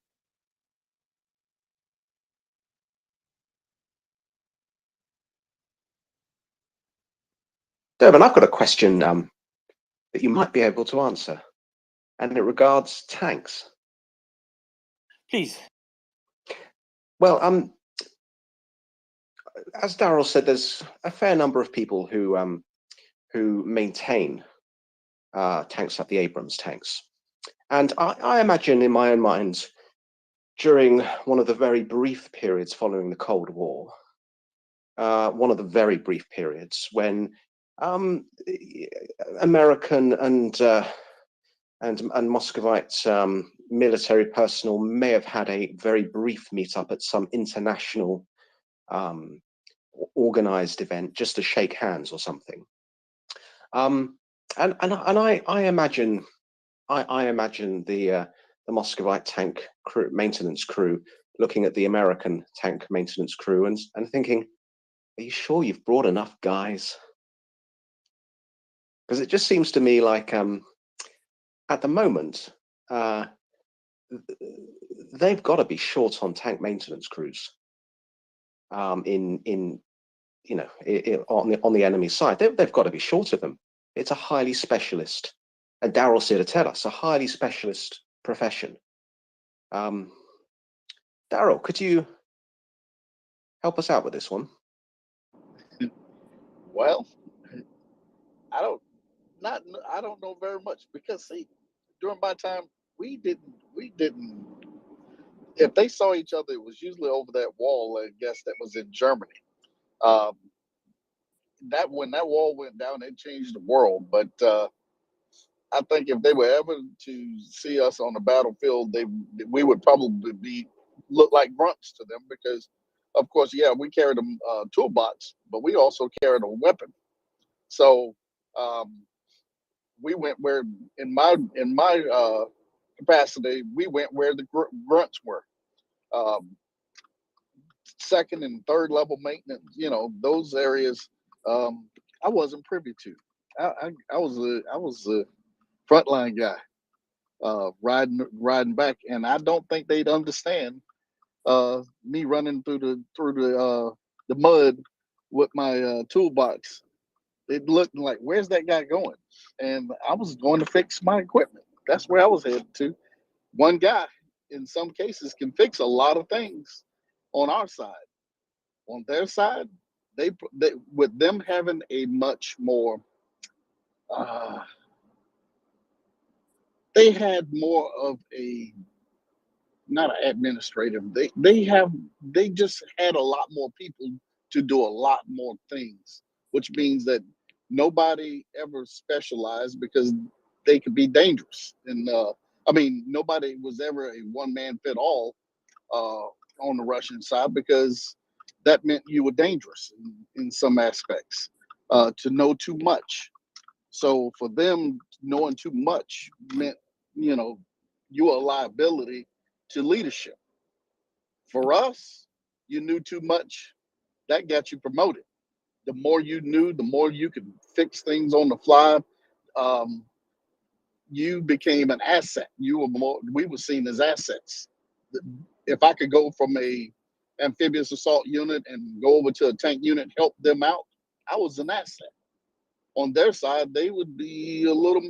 I would think that they would be a little more skeptical of a guy that could run and do that because they could be seen as somebody that knew too much, and that was always the Russians' fear was one man could know too much. Think about during the Cold War, you had one tank. The command tank was the only one that carried the rate that had communication with the rear. And we were always told you look for the tank with the antennas on top, and that was the targeted machine.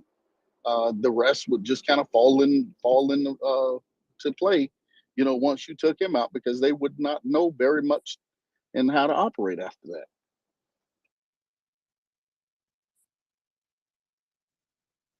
Thanks, Daryl. So, I mean, the training, we're talking months, years of training. We're not talking the 2 weeks which the conscripts over there are currently getting before they're being thrown into a meat grinder.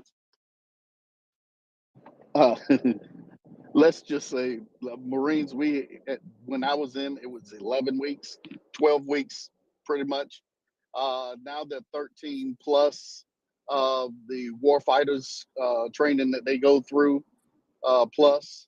And then like for my mechanical school that I went through, you're talking another 3 months to learn how to operate, test the system, because not only do we know how to maintain them, we actually have to know how to operate them, so that a man goes down, we can fill in where we need to, but also too, you don't know how to fix something if you don't know how it's supposed to run.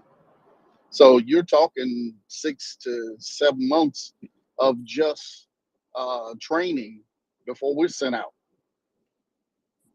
And then you still consider the NFG when you get to the unit and don't know nothing.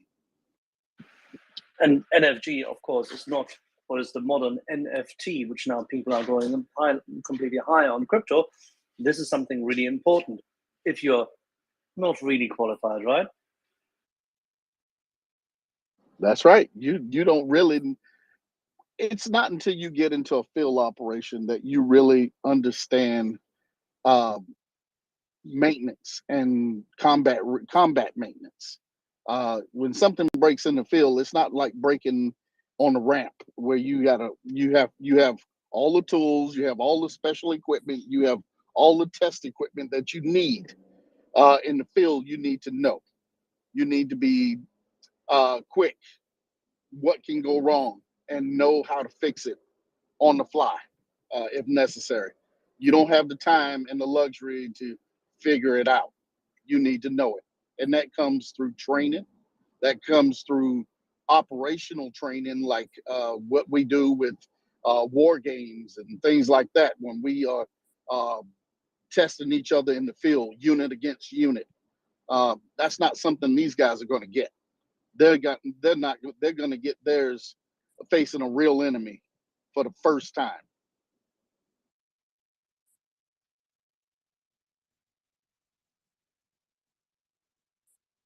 How many of you have ever gone into a new job and they threw you into the worst day ever for that company, or for that store, or for that unit in a hospital?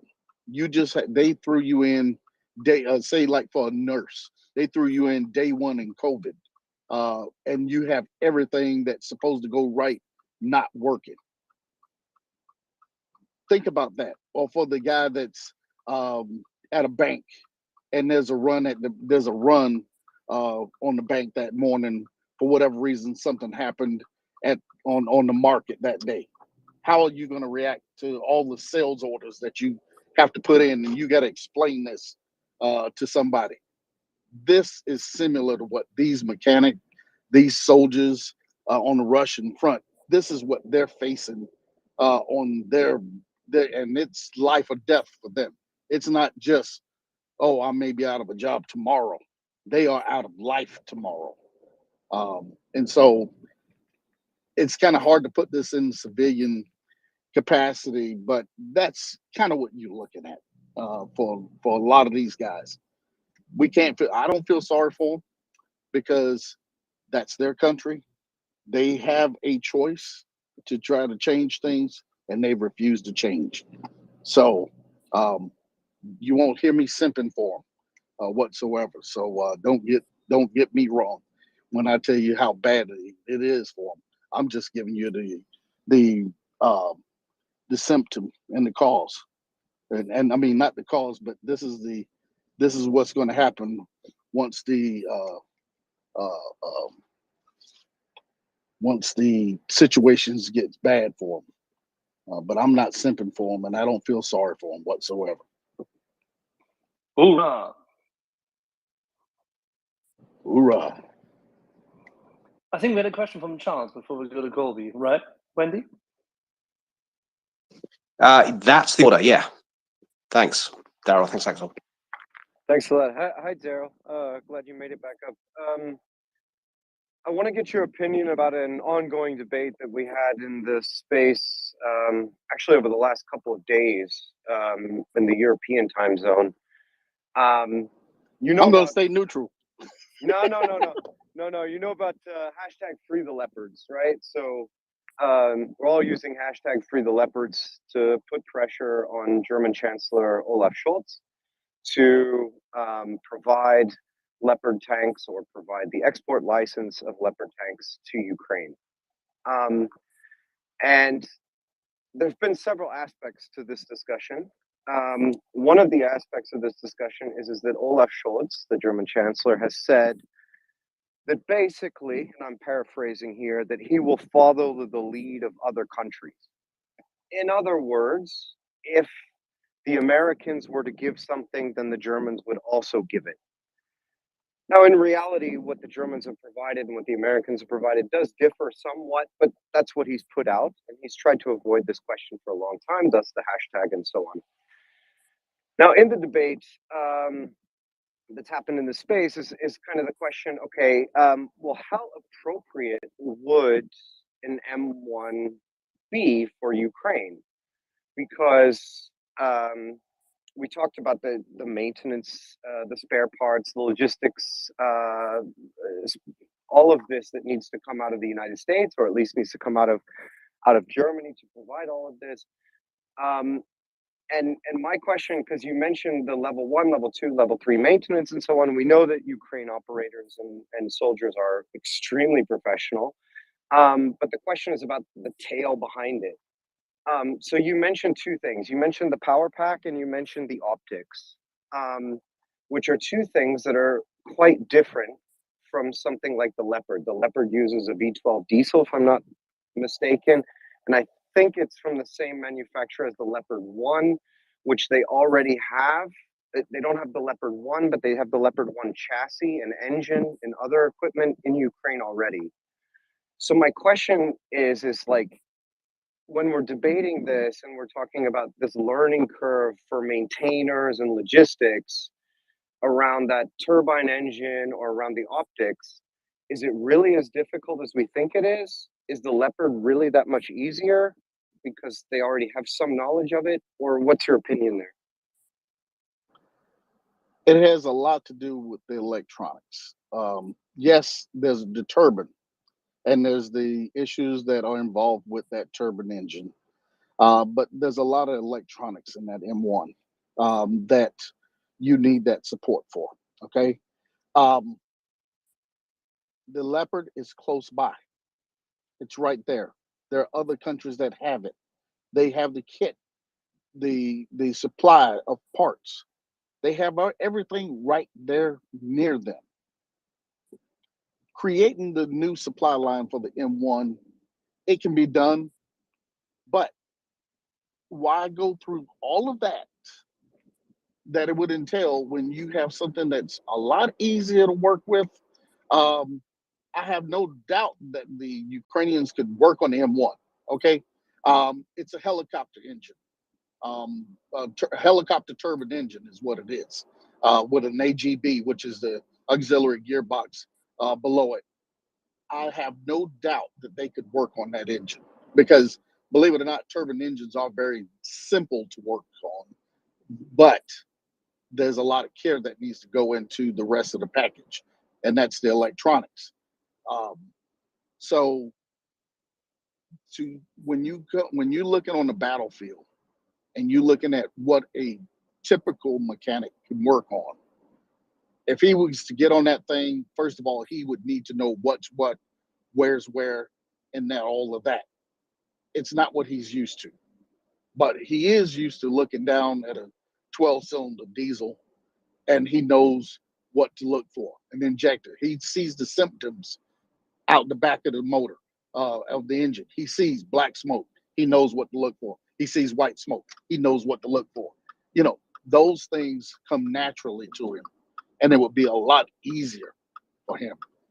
When it comes to that M1, when you start having electronics over a lot of mechanical things, that knowledge is you're gonna have a long trail of folks that need to know what to do, and a lot of spare parts if you need to have them, because some things just will not work if that board goes out in that particular box. If that box needs to be replaced, it just won't work.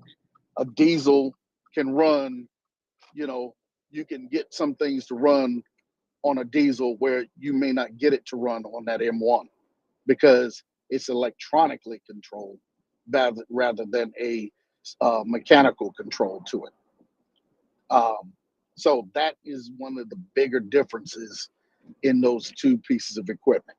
Having it close by that you can get it to them quick, or having something where they can fix it but it's a lot different from what they're used to. Now, the point's been raised that, hey, if we flood them with enough M1s, the Leopard won't be needed. But that's another horse, of a different color right there. But Can I ask so we remain steadfast on trying to get them the Leopards. Yeah. Just can I definitely just a short question about the optics, because I see Colby's also raised his hand. He's apparently awake in Canada. But we were talking about tanks this morning because Thomas Tyner posted a thread which we all follow, and talking about what makes the tank really so useful. And there was a difference between, okay, what's the difference? Why is the M1 a game changer, or modern tanks a game changer compared to older tanks? And I was thinking the optics, but can you talk a little bit about the maintenance of the optics and the fire control system? Well, there's a lot of things that it's been a while since I've been in, so a lot of things have changed since I've been in them around that kind of stuff. So the difference between that and the Leopard, I really couldn't tell you because I've never been inside of a Leopard.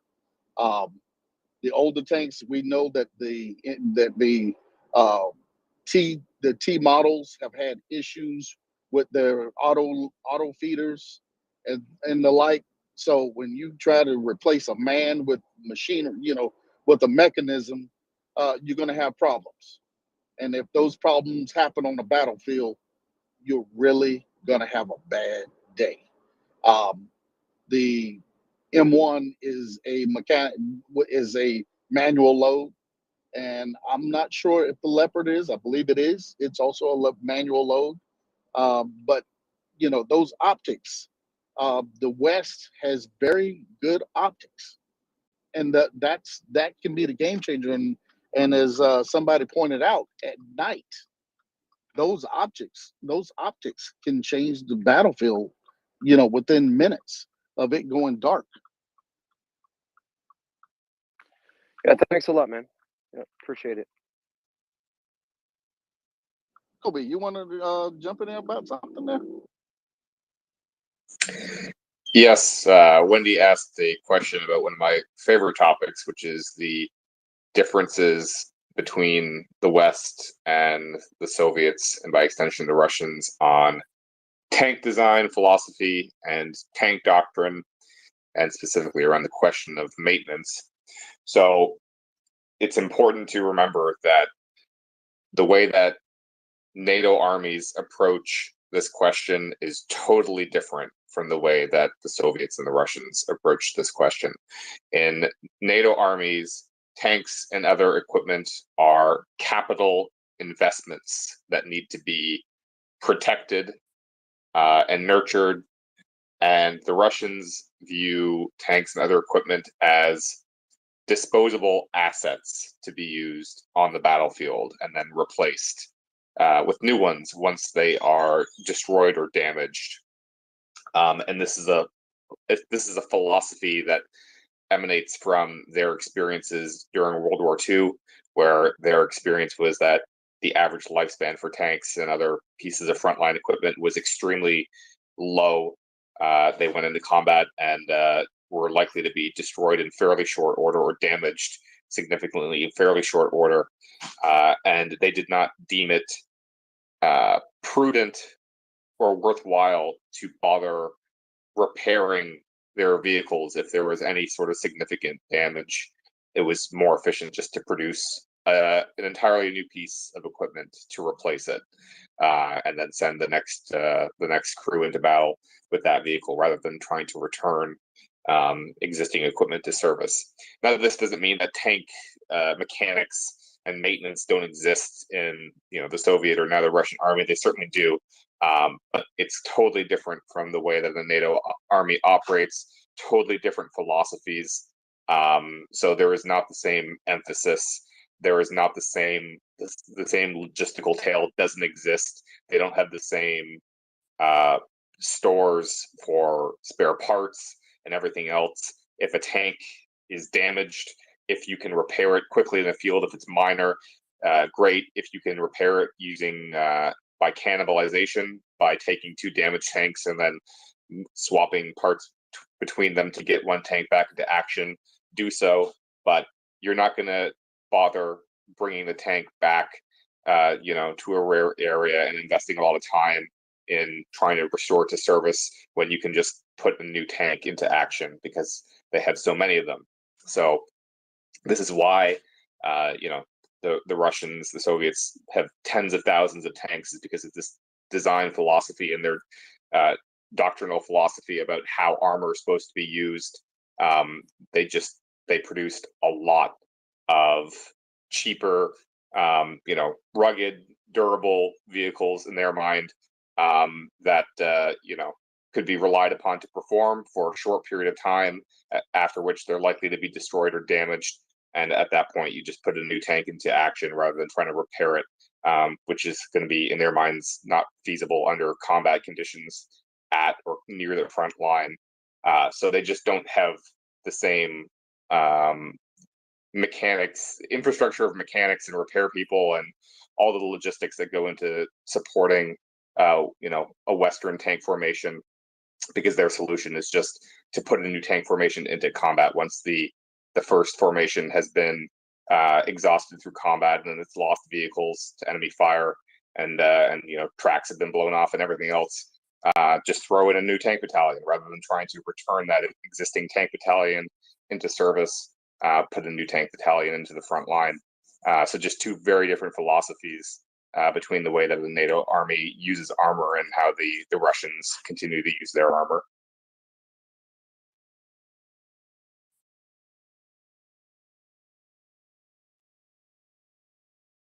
Thanks, Colby. I mean, this was one of the notorious things about the T-34 80 years ago. It was designed to only travel have a certain mileage on it before one of the tracks fell off. So are you saying that their strategy hasn't actually changed in 80 years? It has not. This philosophy continues until today, and this is pervasive throughout the Russian army. Something that we've talked about a lot over the course of the war is that the Russian army is still operating based on all the assumptions that the Soviet army had made. It's structured basically the same way, but it doesn't have any of the industrial might or numbers that the Soviet army has. You have Russia is not the USSR. USSR had vastly more people, vastly more industrial capacity, and everything else, and that's obviously a problem for them. But the Russians have not taken that into account, and they're still trying to operate their army on the same basis that the Russian army conducted operations, which was only feasible because they had those enormous resources in manpower and industrial capacity. And now Russia doesn't have the ability to produce, tens of thousands of tanks to replace losses. So you have a small Russian army that is in a position where it actually does need to, have the ability to operate more like a Western army. It does need to have the ability to repair damaged vehicles, because just cranking new ones out of the factory isn't an option for them now for a lot of different reasons. So they're forced into the position now where they have to empty the warehouses, and they have these vehicles that have been rusting away for decades, and now they're trying to repair these vehicles in their factories as opposed to producing new ones, which is what they previously would have done. So yeah, they have not changed at all, really. There were attempts at reform, and those reforms did not happen for political reasons, because the Russian state has been very resistant to that, because it upsets the existing power structures that have been established. So as crazy as it sounds, yes, the philosophy that was established based on experiences during World War II has continued to this day, and is continuing to inform the way that the Russians are fighting their wars.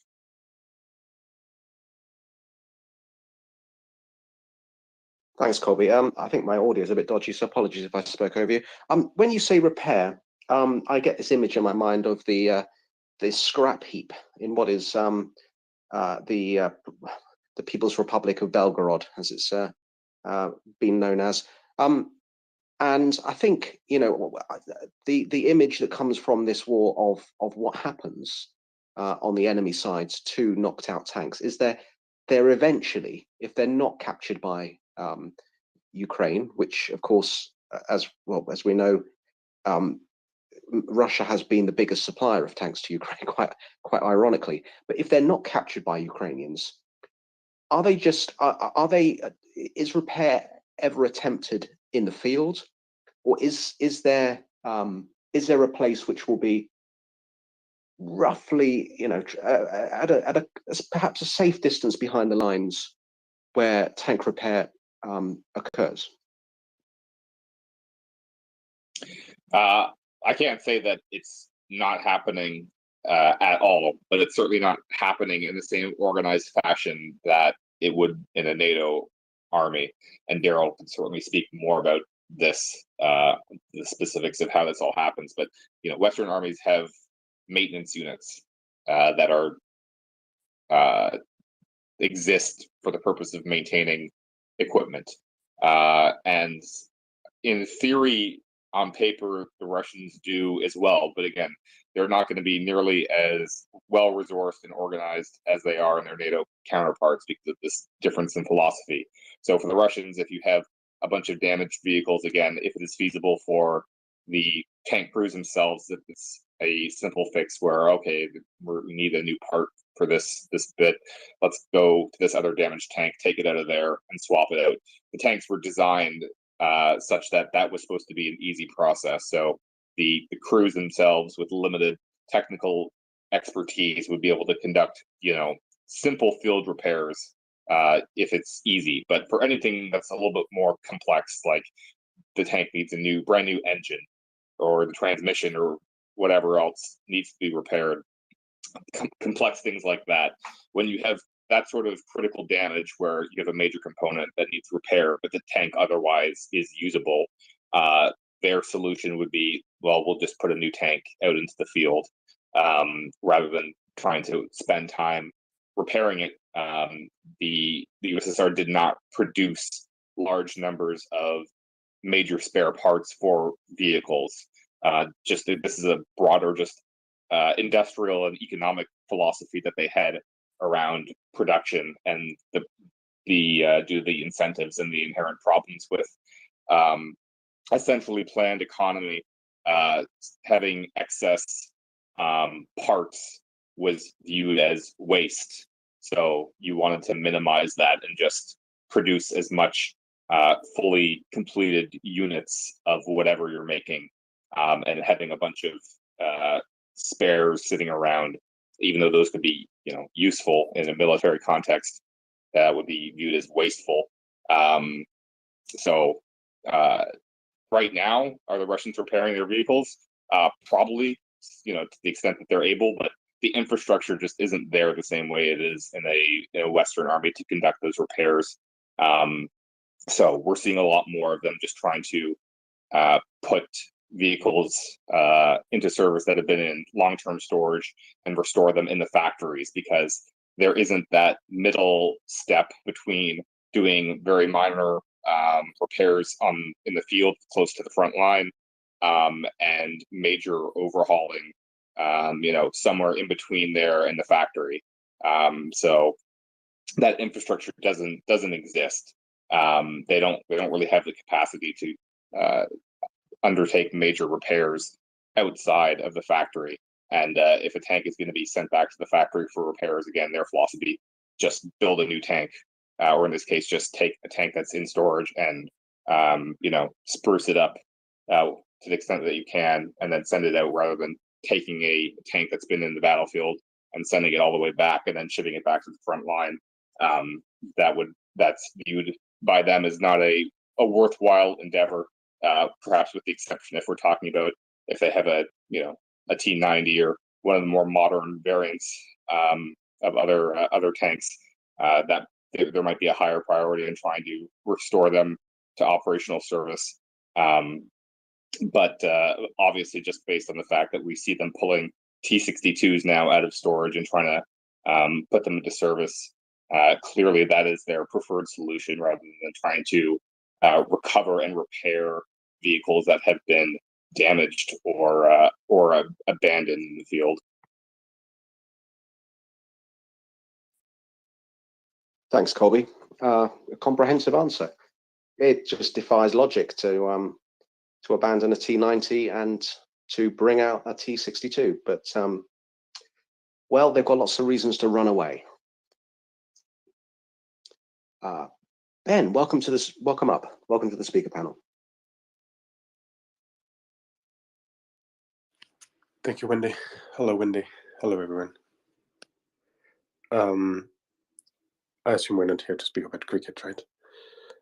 You don't have your wisdom with you? Ben, is there a French version of the wisdom? Yeah, but I got them pulled out when I was 18. It was hurting my jaw.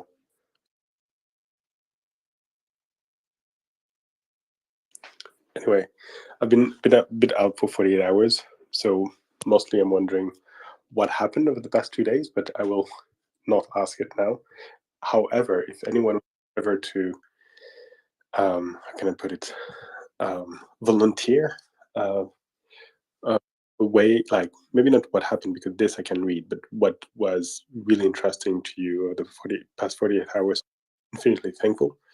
But more to the point, I've been reading quite a few interesting things about the Phantom Fleet.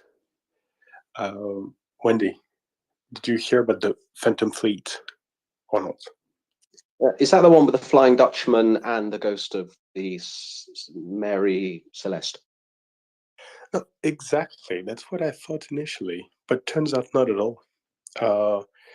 The Russians are hiring a Phantom Fleet from the Arabic Gulf and from the Caribbean Sea to sail around.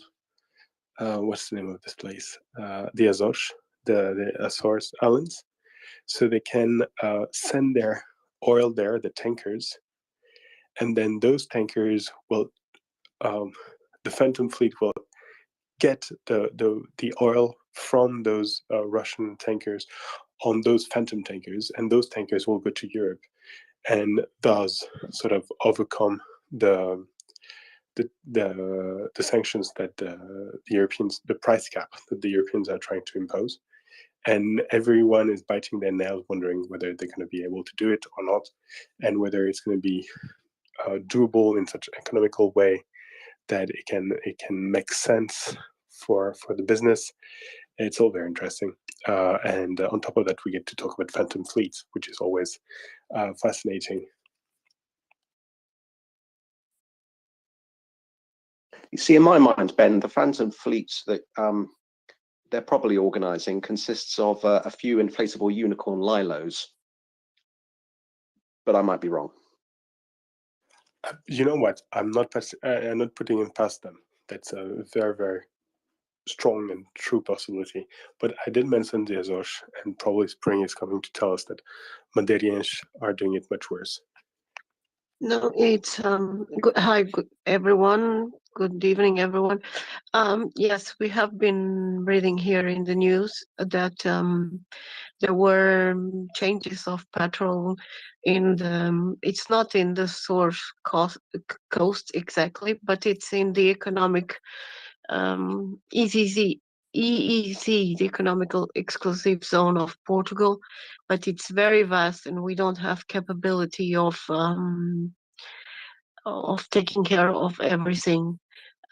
We have a small navy, and but we have been something that the Portuguese navy has been tracing, and we are concerned mainly with because these are very dangerous changes that are very easy to happen, accidents and all the to have an accident near a coastal area and kill a lot of wildlife on the sea. Yes, it's happening. It's something that we have been tracing it. Well, no, again, we cannot trust the Portuguese. And do you agree with me, Spring? Do you know who recently said that we could not trust the Portuguese? Oh, it was Putin, yes, or the Russian government because of the helicopters, yes. Do you want to tell everyone the story, or shall I do it? Oh, it was Kamov helicopters that in 2006, the Minister of the Internal Affairs bought to the Russian government to fight wildfire forest fires in Portugal during summer. Don't ask me why he decided to go to buy that to the Russians. They gave a lot of problems from the beginning, and especially with spare parts that we don't have much of them here, and they were delaying to repair them and stuff like that. So some of them were already in not being used at all, and after the sanctions, they stopped using them at all.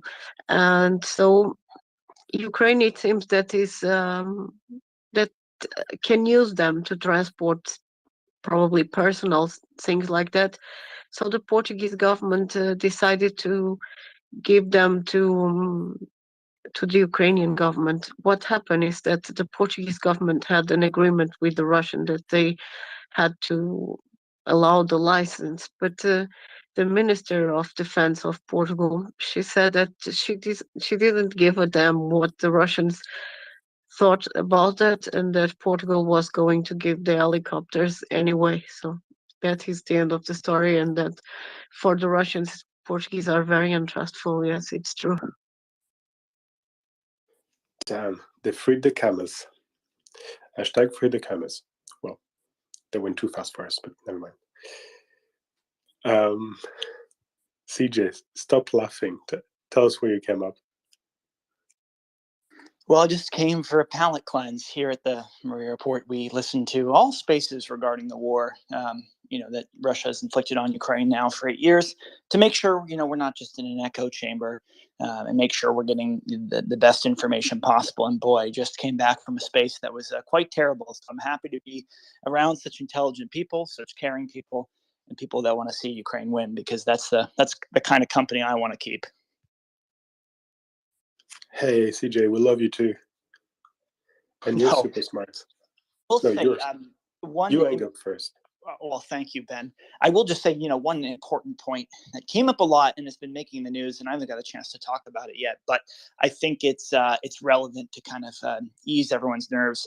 In regards to the video that went viral yesterday of the 101st Airborne in Romania, people on kind of both sides, everywhere around, started to freak out, thinking that this was, a very scary time. The U.S. military is so close to the border. What is going on? And then now Russians and people in the space said that, well, with Mykolaiv and Kherson, under fire, and Ukraine about to use a nuke on their own people, which again is just patently absurd. There was a line of thinking that the 101st Airborne, an infantry unit, was going to somehow deliver a nuclear weapon into Ukraine. I mean, just it's almost impossible to follow the logic there. CJ, please. Oh, Nobody can rightfully believe this. I could not believe. Well, there was more ridiculous things said, but I think that's maybe the important one, because just as a little bit of context, the 101st has been to Europe many times since World War II. They're very famous for having jumped in with the 82nd Airborne into Normandy for D-Day, and they jumped in also, of course, at Market Garden. And Did you just do that? Did you just do that? Oh, I have to segue, because the things being said in that space were much worse than that, Axel. I mean, there's such ridiculous claims like Ukraine has lost 500,000 soldiers in combat. My good people here, we look at the Russian sources and we do the analysis. And even at the highest point of estimation, Russians only seem to think, and obviously Ukraine isn't saying that perhaps, I mean, it is quite a large number. It's probably somewhere between 20 and 30,000 Ukrainian soldiers, which, is a terrible number. I really can't stress that enough, but it is nowhere near the amount of casualties the Russian have. Now, one Ukrainian life is too much. This has to be clear, but it comes with the price, and the price is the lives, but basically what they get out of it is they get to keep their civilians safe and they get to win back their country. So if you ask them if they're willing to do it again, like all soldiers, they would probably tell you yes. So with that in mind, we have to dispel some of these crazy notions. But to the 101st, they are a unit that rotates through Africa and other places. Now that Afghanistan is over, they are very light footprint, and they were brought to Poland 3 or 4 months ago, right? So they've been there for quite some time. They backfilled my own unit there. And so they do training with NATO partners. They do training with Ukrainians. They do trainings with the Finns and the Swedes, who will soon be in NATO, thankfully. And they don't get ready to invade Ukraine. These people are a helicopter-borne force. They are just doing training. Fortunately, if you were a Russian that was very scared, you don't have to worry about this for now, but they are ready, and they're just conducting training on this deployment. So it is nothing new and scary. Ever since Operation Atlantic Resolve was started in 2014 to bring more of a permanent presence in Europe, that meant that a full U.S. brigade, mainly armored brigade combat team, would rotate through Poland, Romania, the Baltic states, and some others, and sort of deter Russia from doing anything like this. And then, well, when this happened, that number was doubled, right? So it was 2 armored brigades. So, a couple hundred tanks, a lot of firepower, aircraft. And the last thing that was done by President Biden a few months later, I think about March or April, was a 3rd brigade would be in Europe. And this is a very temporary measure, and this is what the 101st is fulfilling. So you have 2 full tank brigades and a light brigade, pretty much making up a full division. So almost 20,000 people. That's just the Army, right? That doesn't count the gigantic naval and Air Force forces that are just representative of the United States. So again, this has been going on for some time. It's not anything new. And the 101st is certainly not going to bring a nuclear device into Ukraine. There's no one trained on that. That's just not a thing. I'm sorry to let you down. Thank you, CJ. Anyway, if the US were any serious, they would not send the 101st, right? We know who they would send. You're darn tootin', Ben. 10th London, yay, all the way. No. They would send the big red one. Then they would send the big red one. See, CJ is going nuts. Short question for CJ. Factual question, CJ. So the tanky Vatnik space. They said 500,000 Ukrainian KIA in combat. Did they stick with the Russian Ministry of Defense figures for the Russian KIA? 1,300 something, if I remember correctly. They said it was about 20 to 30,000 Russian soldiers that have died, and they also said that there was no civilian casualties because Russia was taking the utmost precautions at preventing that. So again, things that we can easily refute. But very odd. No, go ahead, Doman. Did they call it a war? They did, because they were all Americans in the space. There was no Russians. There was a bunch of Eastern Europeans that flooded the space in support of NATO and got it shut down pretty quickly. but it really was just a few disgruntled Americans that tried to whataboutism their way into, I don't know, being pro-Russia. But really, they just, the real problem here, and again, I'm sorry for bringing down the space, the real problem was they had an argument about what Nazism was. And long story short, some real Nazis came into that space and started saying that basically to stop having people call Ukraine Nazis because they were led by a Jewish leader, President Zelensky. And that pretty much ended the conversation because the real Nazis were fighting with They the really made the pro-Russian point. people.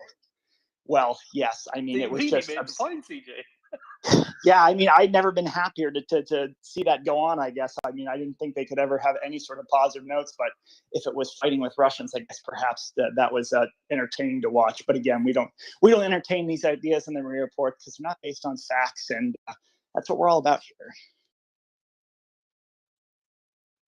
We might not entertain them, but my God, is that you're reporting on them entertaining.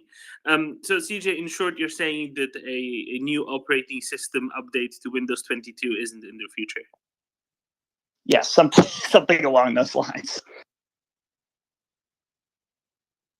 We are very, very, very comforted by the fact, CJ, that you are willing to do these kind of recce missions, that you're going to drop into places which are so hard to get to, and that you're willing to extract yourself comfortably, safely, and with a lot of information from that. That's fantastic. This is what an airborne ranger should do.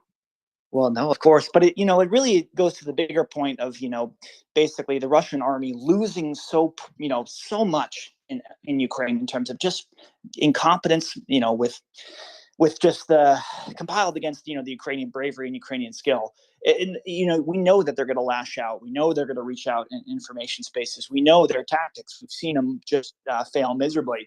So when I see Americans, my fellow Americans, basically regurgitate these, pro-Russian talking points, I scratch my head and wonder where they're coming from. It seems like they're just coming out of thin air.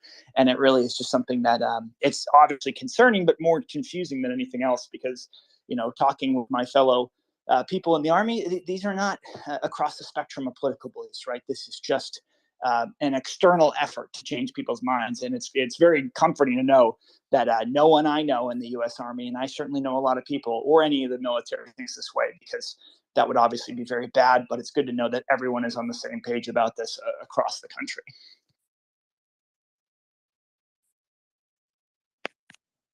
The youngs are coming. Spring, please go ahead. I never listened to CJ speaking so fast, I have to tell, because he was really speaking fast. CJ, sometimes I hear them. Last night I was hearing a little bit, and they were saying that the Jewish were the owners of the world economy, of everything, and that in Europe they never did anything to the Jewish. And I had to tell them, okay, I'm European, so let's start with the Middle Ages, when the Jewish were persecuted, could not live inside the walls of the cities, and couldn't have land, and they would have to trade, and that is why they live from trade.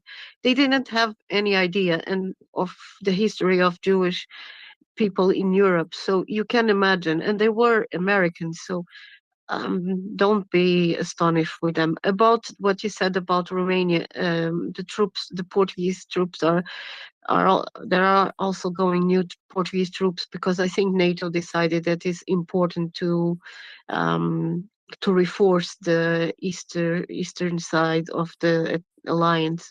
And thank you very much for your details of the conversation. But I think there are people that are just nuts.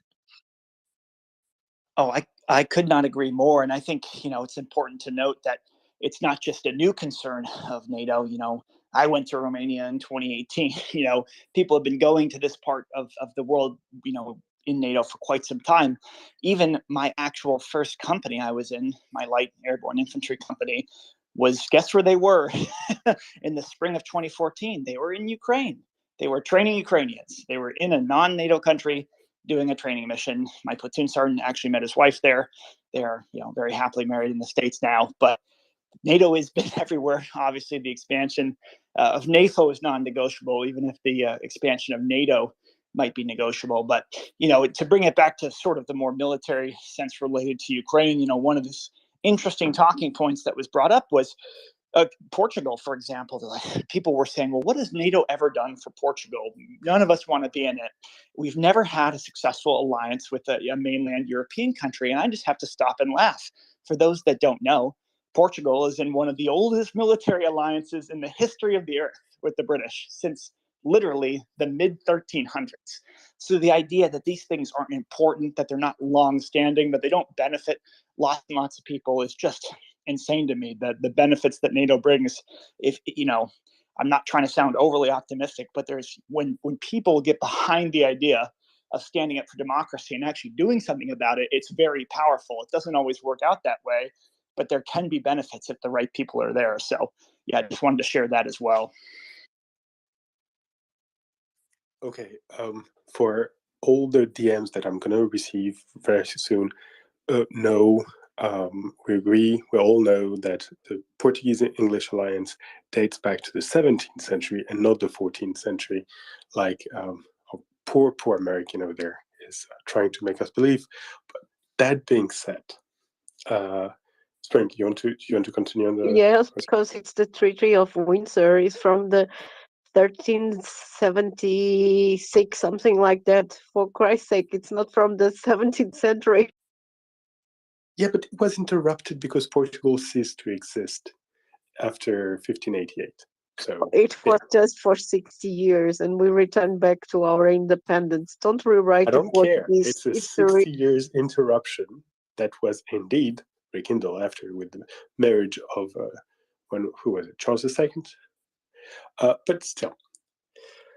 But we can speak of the last time that we were invaded. It was in 1808 by the French. Yeah, and look all the great things we brought you. I won't dissert on the question. Anyway, Charles, please go ahead quickly, fast, say something. Anything which is not related to the history of Portugal. Hi. Great to have you on the space, CJ. Our time zones always mismatch, and I feel like now that the speaker panel has become all American, it's good. Question about the 101st.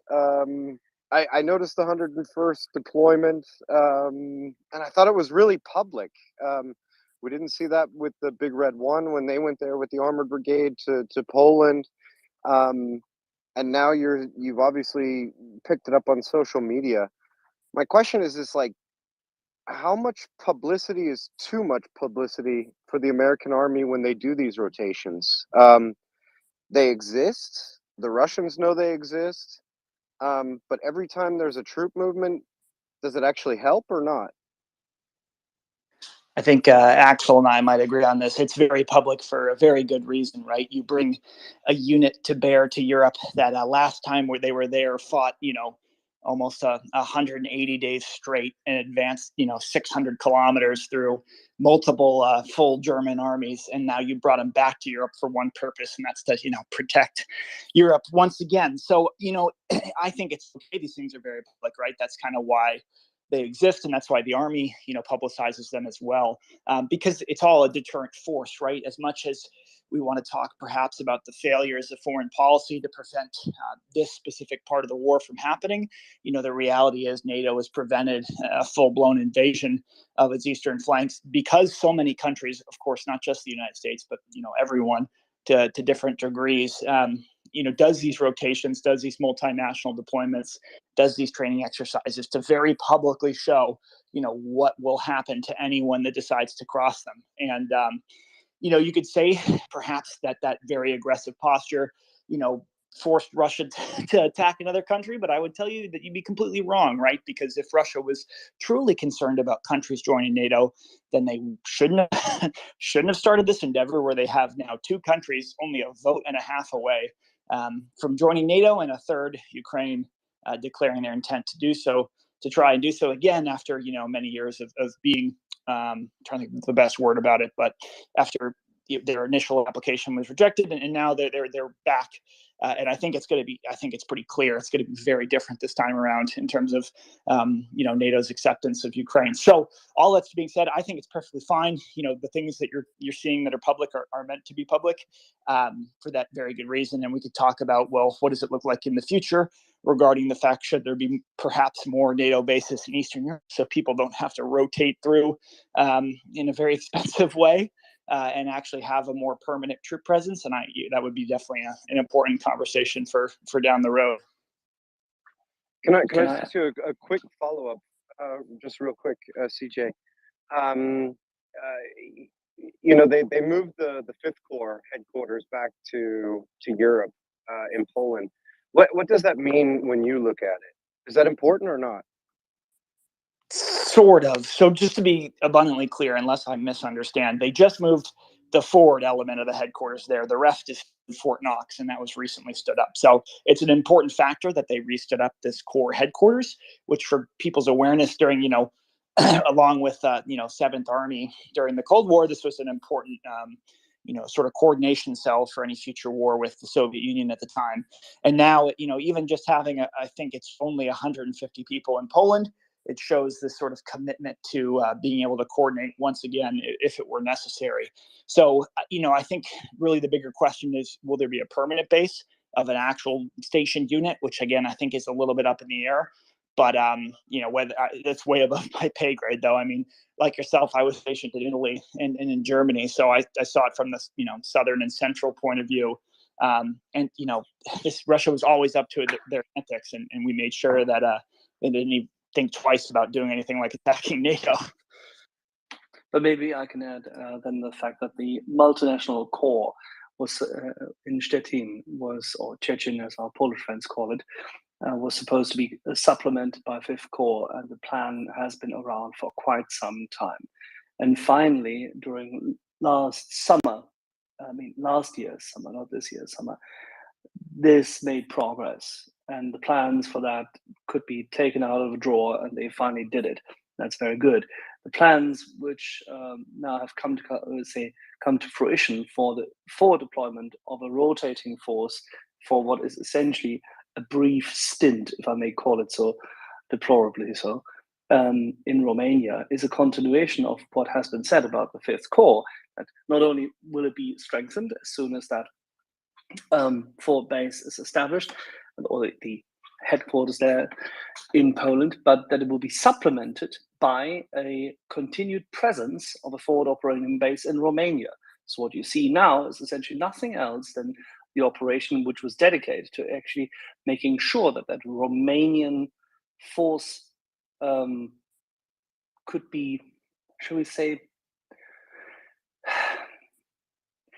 it needs to be shown that this will happen in the future. What better can you do than this kind of signaling? That in addition to what was planned before, because CJ, correct me if I'm wrong, this was already clear in September, October last year. So more or less in parallel, actually preceding the confirmation that the Russian Federation was going for the invasion, which we got in October. But still, in parallel to this, the decisions and the planning then was made.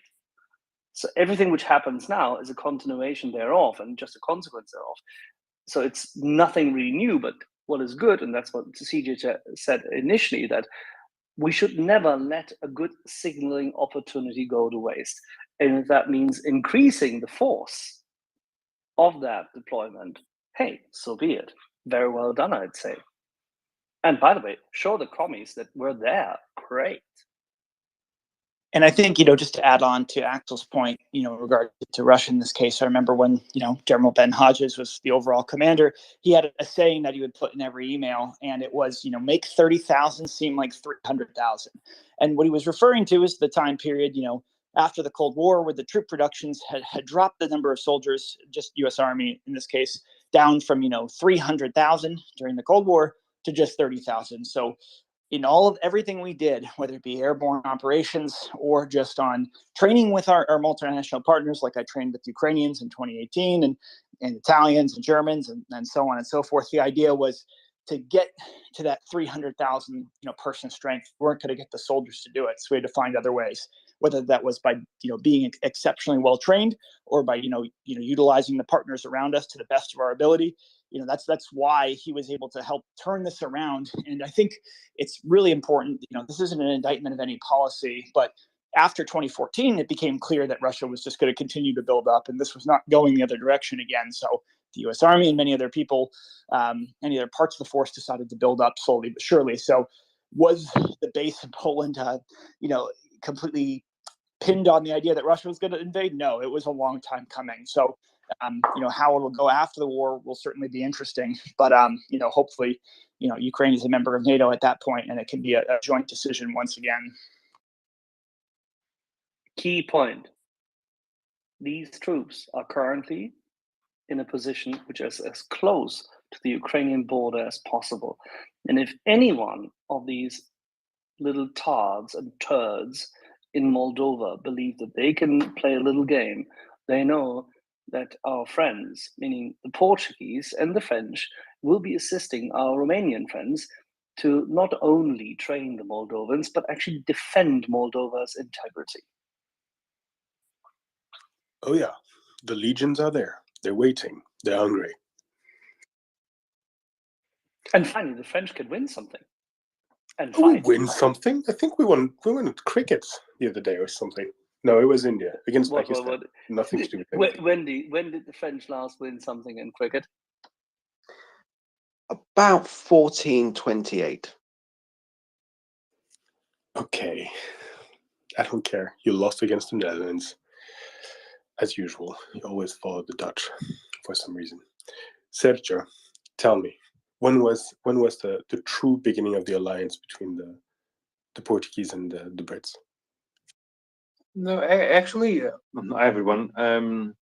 I just came in and just witnessed a shockingly bad attempt at rewriting Portuguese history. So that needs to be put right. So it is the 14th century. So I'm not sure what Ben is actually doing, but I think he needs to go back to school. And yes, there was a daft Portuguese king that made himself scarce in North in today's Morocco. But that's by the by. So the right answer is the 14th century. And actually, it was quite practical for Portugal, for instance, when Napoleon had some again daft ideas about Portugal, and Portuguese and the English got together and booted the French out of Portugal for 3 times. So yeah, very useful. Here. Cheers to that. Sergio, obrigado. And final point on NATO, on NATO views in Portugal. I think basically the dwindling few that espouse such rubbish ideas about Portuguese participation in NATO or the need to be in an alliance like NATO stem from the very same people within the very same political point in the political spectrum in Portugal that look up to Russia, that look up to Putin, and that are avid Russia Today viewers, if you know what I mean. So their views, the values of their views is pretty much nil.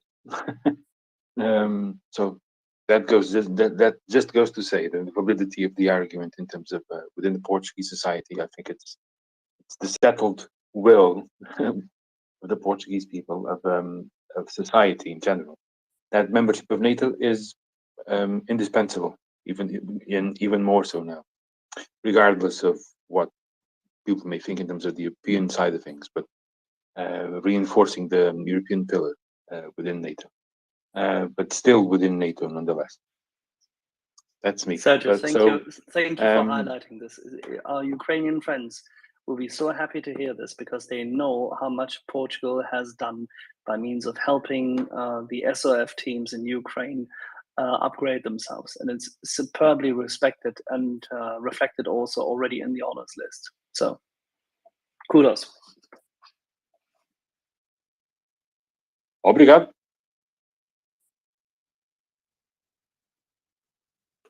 And I reinforce Ben needs to do some reading. Back to school, Ben.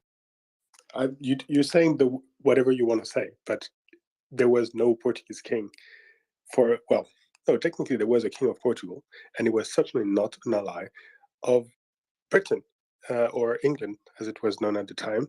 Yep. And Portuguese ships did participate to La Grande Armada. So I don't know what you need, but this is not an alliance. That being said, what you're witnessing right now are quibbles, a little benting between friends and allies, and it should be. Once in a while, things are not going so well. Once in a while, we're pulling each other's hair, but we all love each other, and when the going gets tough, we're all together. And this is what true brotherly love is. A bon entendeur, you see what I mean? Yes, understood. It's called banter. Yeah, I'm sorry, I forgot to note 5 minutes. Cheers. Okay, so CJ, stop laughing, or I'm gonna ask you to opine on the recent game between Pakistan and India. Do you have something to say? No, I was just enjoying your comments about holding fast, just like the HMS Victory at Trafalgar. Sorry, Ben. Oh well, maybe next time. No comments on India or Pakistan, or I assume cricket at this time. Wendy, what happened to the French Navy? Well, I can tell you what happened to the French cricket team. Oh If I yes, could just please. start there, Axel. Did they sink like a lead stone, like the French Navy? Well, on the 19th of August, 1900, in a match between Great Britain and France, Great Britain made 117, and France were bowled out for 78. 78. So, yeah, that says a lot, I think. But levity aside, because we're all NATO allies, and CJ's point about Ukraine and its future was a very important one. So yeah, I for one would absolutely welcome not just Ukraine into NATO, but Ukraine being welcomed into the International Cricket Council. Because for some reason, the France national cricket team, not the French cricket team, but they call themselves the France national cricket team. Not quite sure why. France is currently ranked 50th, and I'm pretty sure Ukraine could give them quite a hammering. So yeah, definitely in favor of Ukraine joining NATO and joining the International Cricket League. Yeah, laugh all you want. I've got my mates back in Saint-Denis. They're all from the good place, where they know where to play proper cricket, namely South Asia. They're all 15, 16. Give them a few years. Then we're gonna have a true laugh. The Marseillaise will sing again on the wrong side of the channel. All right. I'm reading about the Phantom Fleet a little bit more, and it's hilarious because one news agency really believes that the European countries have no chance to prevent the awesome Phantom Fleet from phantoming its way into European ports. Wendy, you get £100 if you can guess which news agency that is. A news agency which is really seems to be rooting for the wrong team, by the way. I have no idea, Ben. Please tell me. Reuters. Of course, it is Reuters. Their total Phantom Fleet chills. They don't believe that the EU has the capacity to prevent the Russians from wishing their way into the European market. we'll see. We'll see. It's gonna be an interesting match. We've got Wall in our corner, so I'm not afraid. And for slightly more, yeah, I wanted to have CJ and Colby and even Norman opinion on this. Recently, very recently, today, our friend Oscar Domesticated, who's usually cheerful and nice and always likes to bomb the Russians with the worst insults and laughter-inducing insults, reminded us that for all their bozenness and lack of preparedness and lack of quality, etc., they were still a very, very dangerous beast that hundreds of Ukrainian soldiers were facing injuries and even death on a daily basis because of them. And that we should, while laughing at them, there was also a dangerous balance, and that have to be kept in respecting them sufficiently in order to really measure the amount of effort that is necessary from the Ukrainian army and the amount of talent that is necessary from them and sacrifice in order to defeat that beast. CJ, we've seen everything they've done wrong, but can you tell us to what extent they're still dangerous and what's to watch? Well, I think, I mean, again, I'm not there. I just, kind of collect what people say. I think I would just highlight what Malcolm Nance said earlier today, which is that, about 90% of the casualties he's seeing are from Russian artillery, right? Doesn't matter that it's very, very inaccurate at this point. I mean, we saw videos today of a M1 howitzer from 1943 or 1944 being towed behind a Russian truck. I mean, they are scraping pretty much the end of the barrel. There's really nothing past that that's going to be usable. And that one had a broken tire, was not very usable, but still doesn't matter, right? It still can shoot a lot of metal very far, very fast, and still could hurt, both the Ukrainian military and civilians. So in that regard, they're still dangerous. Everything else is quite suspect. It seems as if the Russian aircraft these days are more dangerous to their own cities than, to Ukrainians themselves. And with the Shahed 136, loitering munition drones, which I think people were, I don't want to say overhyping. I mean, they go for civilian targets. They can be dangerous, but the amount of interceptions that Ukraine is doing is just going through the roof. Regularly they're shooting down 80 to 90% of these drones. So only, just a few are getting in, if any at all, and they're missing wildly. So, yes, Russia could still put a lot of missiles out, but every day that goes by, every week that goes by, they get more and more inaccurate. And, just buying some cheap drones from Iran isn't going to fix the systemic problem they have with joint firepower. So, I would say really just in terms of fires is where Russia is most dangerous. But, saw some incredible footage from a couple days ago of, Georgian Legion tank T-64, I believe, with a squad clearing a trench pretty easily. And it shows you that these, Russian fortified positions are not that dangerous necessarily, and that Ukraine can get by them with, great training and great morale. So I don't know, every day that goes by, the last thing I'll say is, the Ukrainian army is getting stronger, whether it's they're training their people in the west of the country, they're learning from the battlefield experiences, or they're getting training from Germany or the UK or whoever else. And every day that goes by, more and more Russian conscripts are showing up with having their items stolen. So even if they had a drone or body armor or something that could help them live a few days, that is no longer on their person when they come. It's sold off or given to someone else, and so these people really have no chance, which is good news, because it means Ukraine can advance better than ever before. So, yeah, that's how I would sum it up.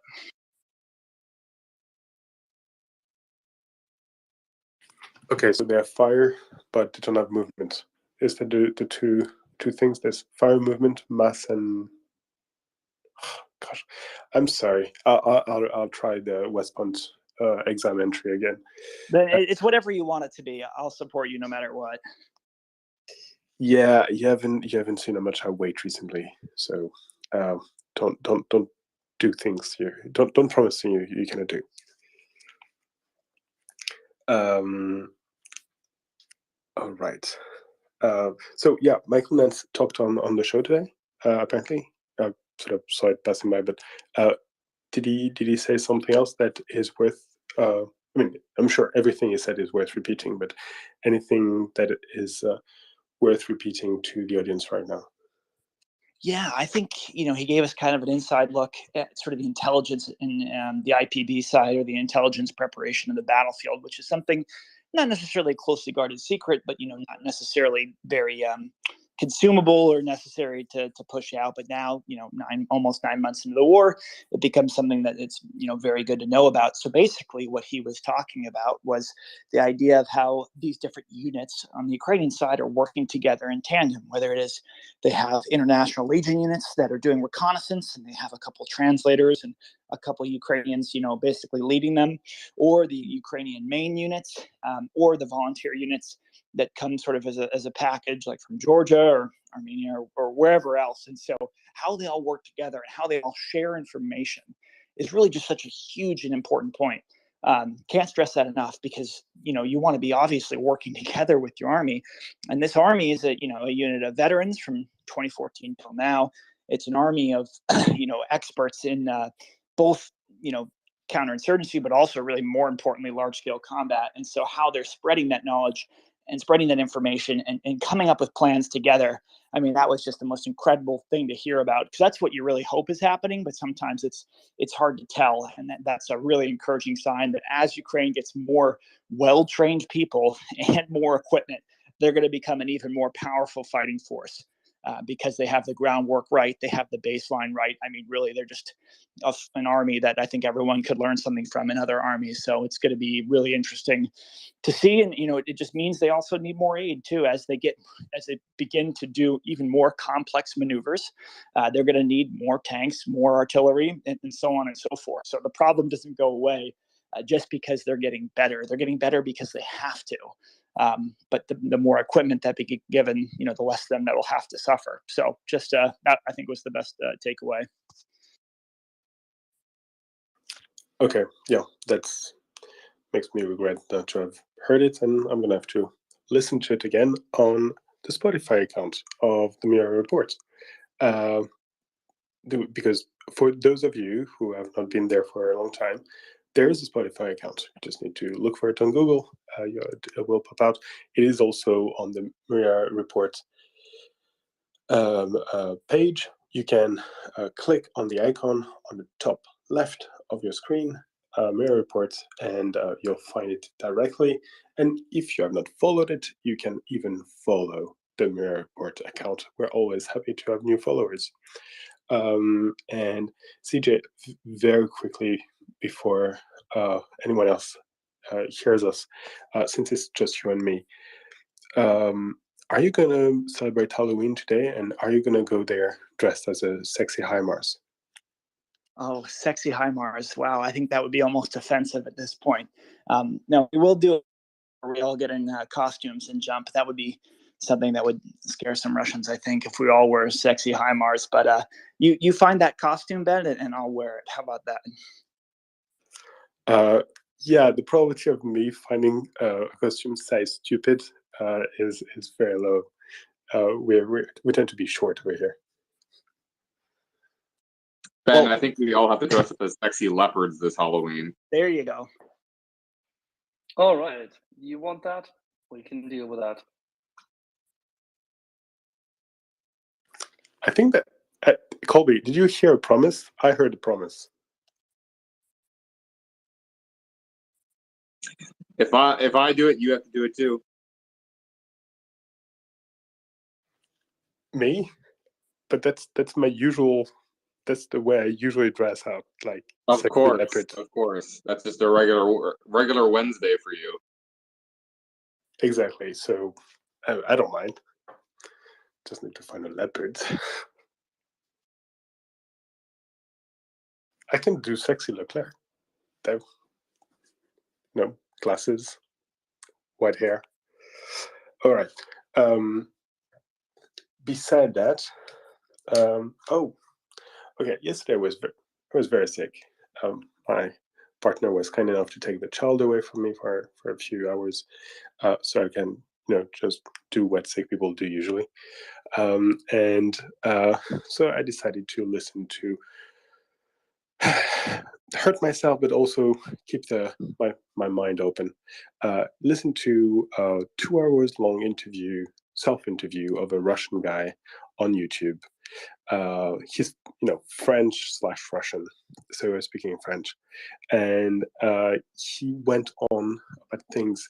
And initially, I was like, yeah, well, is trying to spin the story his way, and then gradually the level of nonsense hit me, and of the absence of general logic, and how completely out of tune the man was. But the problem was that he lives in France. He has access to precisely the same amount of information as I do, probably more because he speaks perfect Russian. So if he wants to get the information, he can get it. And what he was saying, for instance, about the sanctions, he was basically saying that, oh, well, if it hadn't been for the sanctions, surely the Russians would have raised against Putin, and they wouldn't have stand for it. But no, there were the sanctions, and they came so fast and so hard. It was perceived as a, quote, assassination, an assassination attempt on the country. And that's why good Russians could never stand against the man in the Kremlin, because, well, their adversary has to hard to kill them with sanctions. And also, well, it was designed to just crush the Russian economy in a matter of days. And if only it had, but it completely failed. So now those sanctions are like hanging there like useless things, and they've completely failed. And it was going on and on and on and on. And I was like, what is he about?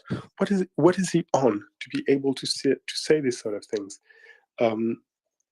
and keep a straight face, like, and not even keep a straight face, but keep a straight brain, because he was going from left to right saying absolute nonsense, and sometimes it was just impressive. It felt like, how do you call that, gymnastics, flipping around.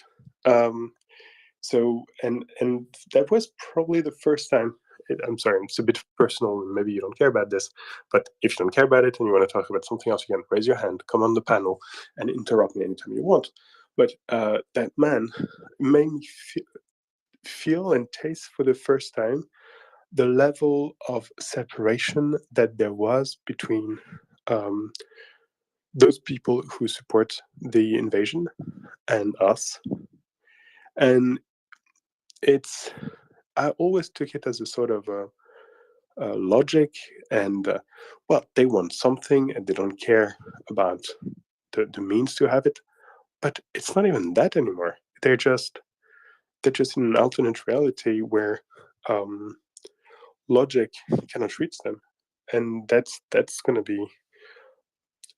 I haven't, like, it's the sort of things where I'm going to be honest. Until now, whenever Tom was coming up on the show and talking, I was like, yeah, we don't need a psychiatrist.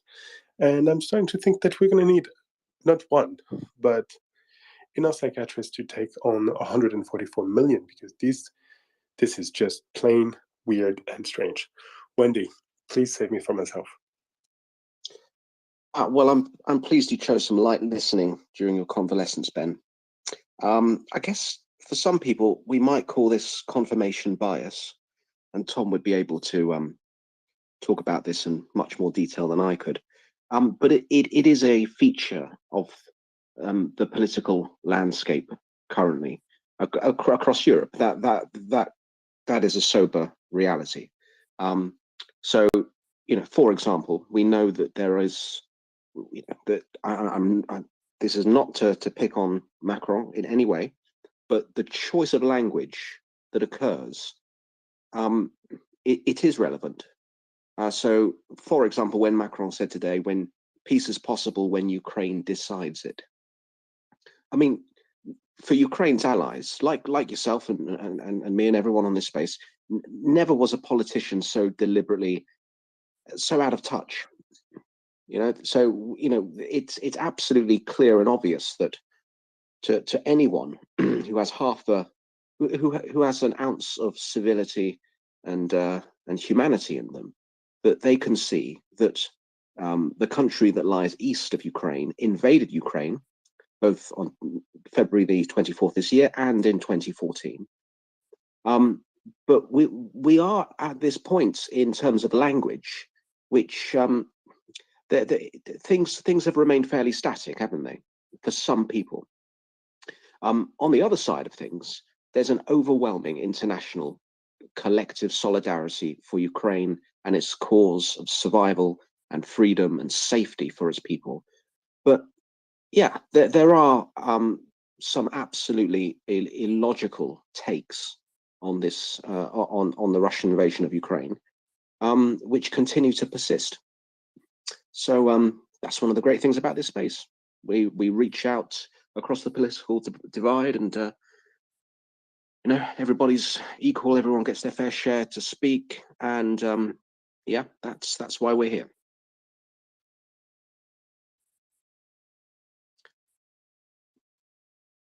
I think so. Yeah. Wow. Garner's Thanks, quite a Wendy. few hands on that.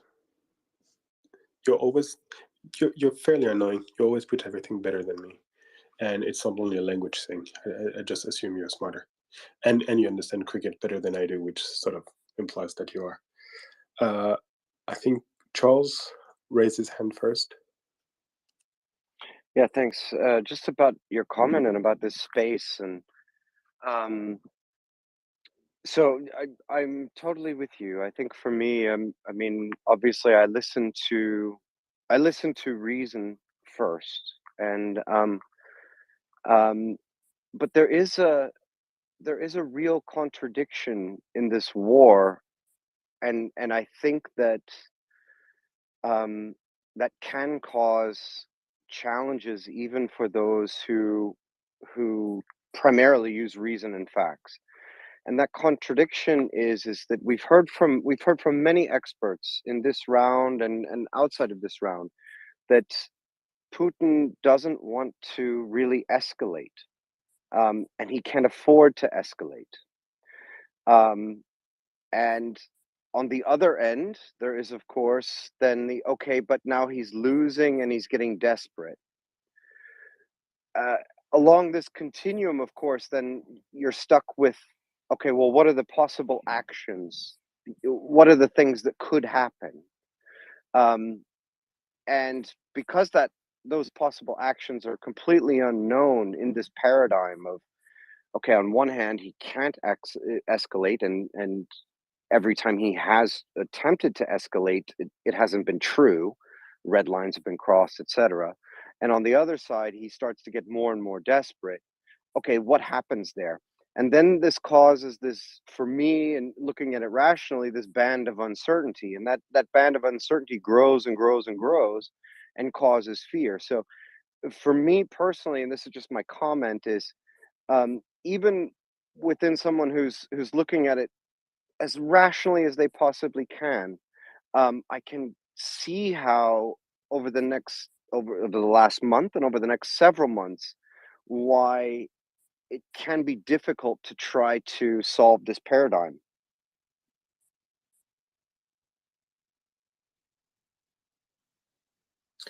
Yeah, thanks. Just before, I've just seen Yehuda come up, and just before I had to hand over, this is a case of, it's not what if Moscow does this, what if this happens. This is a case of what is, what exists currently in this war, and it is genocide, barbarism, war crimes. So I think, yeah, I mean, I for one have had enough of what if this happens, which dominates the narrative and the discourse. What is, and to define it is far better. But Yehuda, great to see you. Thanks for the recognition there. I'm not here to stay. I just wanted to thank everyone. I have to run other matters at 10 to, but to thank everyone in the audience and the team. We had a great day today. We had a lot of amazing speakers. We had Malcolm Nance, James Vasquez, Rip Rawlings, John Culp, and his wife Donna, and Tony on his team, plus many others. And we're continuing our efforts to bring to you voices from Ukraine, people fighting for Ukraine, helping to offset, mitigate the effects of a genocide conducted by the Russians in Ukraine. Fight disinformation, misinformation. Remember, we're fighting a scourge, an evil scourge. This is kind of the worst case scenario. No one ever really wanted this. I don't think anyone ever really expected this to happen, but here we are. And when we look back in living memory of holocausts and genocides in the last 100 years, we always say, never again, or that shouldn't have happened, that's wrong, why didn't we do more? Whether it's in Africa, Rwanda, the Balkans, all over the world, Cambodia, the Holocaust. Well, we have the unique opportunity because of social media and globalized internet to do something. We actually have the ability to put our fingers on the scale of history as a collective. We can do extraordinary things as people because all you need to do extraordinary things are ordinary people. And that's what we're doing here. So I want to thank everyone for continuing to support and listen to us. It has been 8 months, 24 hours a day, 7 days a week. It's taxing on all the moderators and the co-hosts. Behind the scenes, we have teams of schedulers and IT specialists and audio engineers and journalists and disinformation specialists and fact finders and all sorts of people. And it's from all over the world. People who are retired, people who are working, people who are students. It's really, truly an incredible situation and organization that I'm proud to be a part of.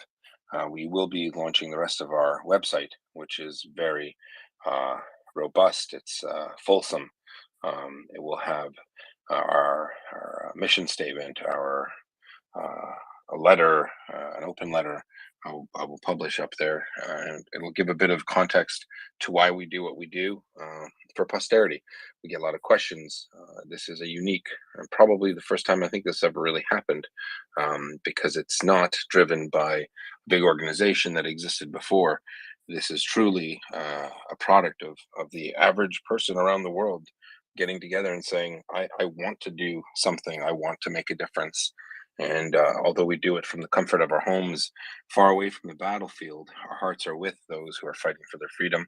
And we won't rest because we have that luxury. So we will continue to speak truth to power and to support Ukraine in her fight for freedom. Because for those with the insight, I think we realize that if it's Ukraine today, it's the Baltics tomorrow, it's Transnistria, Moldova, Romania, Kazakhstan, the rest of Georgia, and then what next?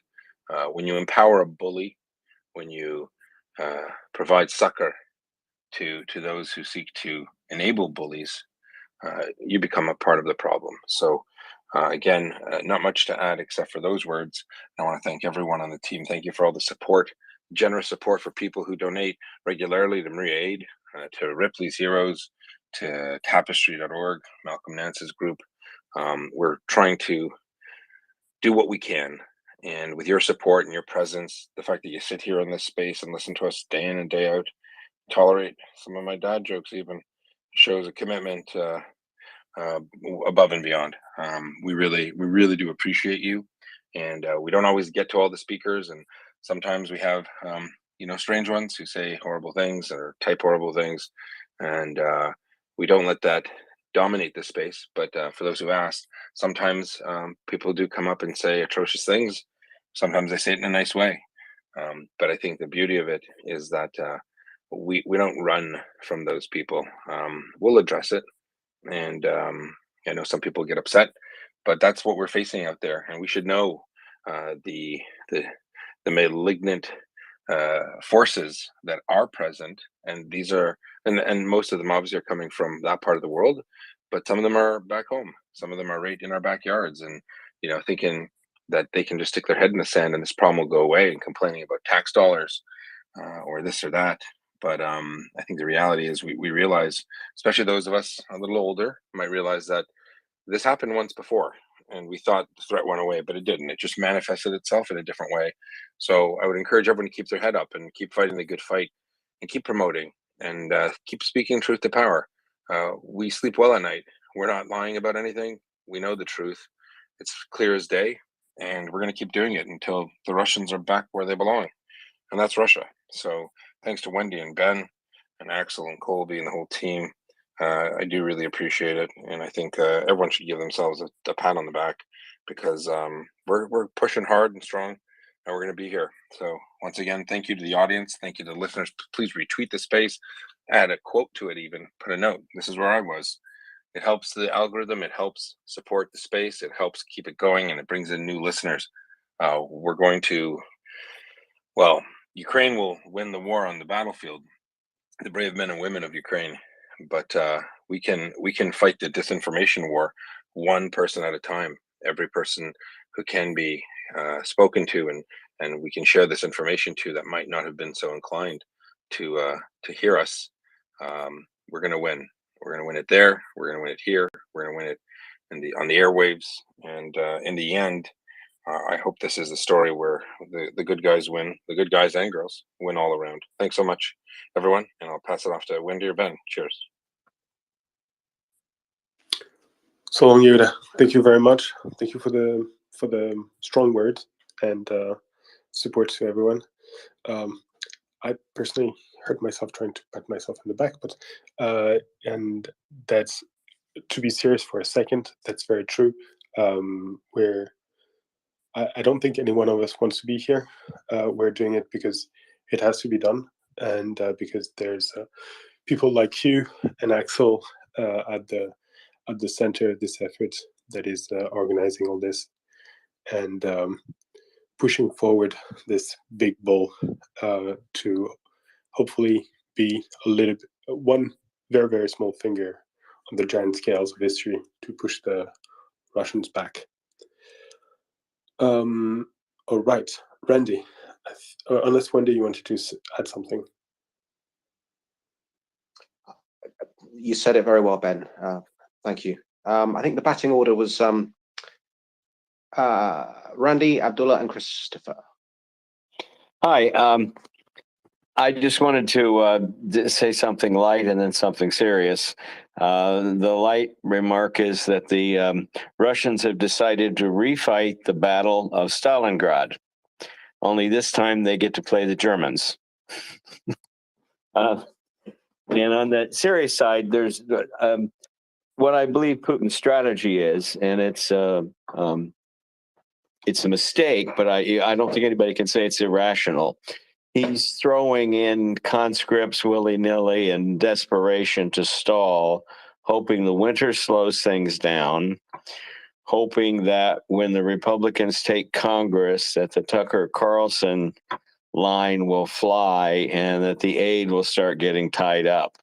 And at that point, the battlefield will be more stagnant and there'll be more pressure for peace. And what I wanted to talk to was the part about the Republicans taking Congress. I'm not going to argue who anyone should vote for, but what it does for the realities of aid. The first thing that happens in the U.S. Congress is issues go to relevant committees. And then the new Congress that now the polling averages say will be Republican on both sides. But in the House, Mike Rogers will be chairman of the House Armed Services Committee. Mike has called for long-range missiles to be given to Ukraine. He's been critical from the get-go about the slowness of the aid from the administration and the need to get the equipment over there as quickly as possible to make this. They said the way to peace is for Ukraine to win, and the way to that to happen is to avoid unnecessary deaths, is to have it happen as fast as possible. So that was going to be the new guy in the House on the committee that will originate appropriations for Ukraine aid. In the Senate, it's Jim Inhofe. He similarly has come out and criticized the slowness in the delivery of aid from the Biden administration. So in terms of the Republican leadership coming into Congress, I don't think there's going to be any issue there at all. If anything, it might be helpful. The issue is there are some very poorly informed MAGA people And I am a MAGA person, a reluctant Trump voter, but I was personally happy with the things he did, but just thought he was over the top personally. But there are some of these voters who, and increasingly on all sides of the spectrum in the U.S., that don't trust the media. And they don't believe anything they read anymore, and they get stuff on the internet. And some of them are little old ladies in Albuquerque and truck drivers in St. Louis or wherever. And this level of sophistication is not very high. They have not traveled to Europe. They don't know a lot about the world. All good people, but they are easily swayed by a cute cartoon or a real conspiracy punchline on the internet, and I'm finding they're buying a lot of Russian propaganda whole cloth. And I can even go, and I'm probably hitting 300 or 400 posts a day on this. I'm doing combating it, and I frequently do a Google reverse image search and show them the image they're posting came from a Russian source, and then I can proceed to debunk it. And I've got a lot of converts because a lot of people just don't have information. The standard information criticism in the U.S. is that we're just throwing the money there, and we don't know what's going on. And Ukraine is a corrupt country, and that has a lot of currency for people who are worried about the U.S. government spending too much money and getting in debt trouble and things. So it plays against a mainline political theme, and the answer to that, and maybe if any of you have better information, I would sure like you to let me know. But the answer to that is, I think early on the DOD Inspector General had people there, and he complained about handwritten receipts for the transfer of equipment.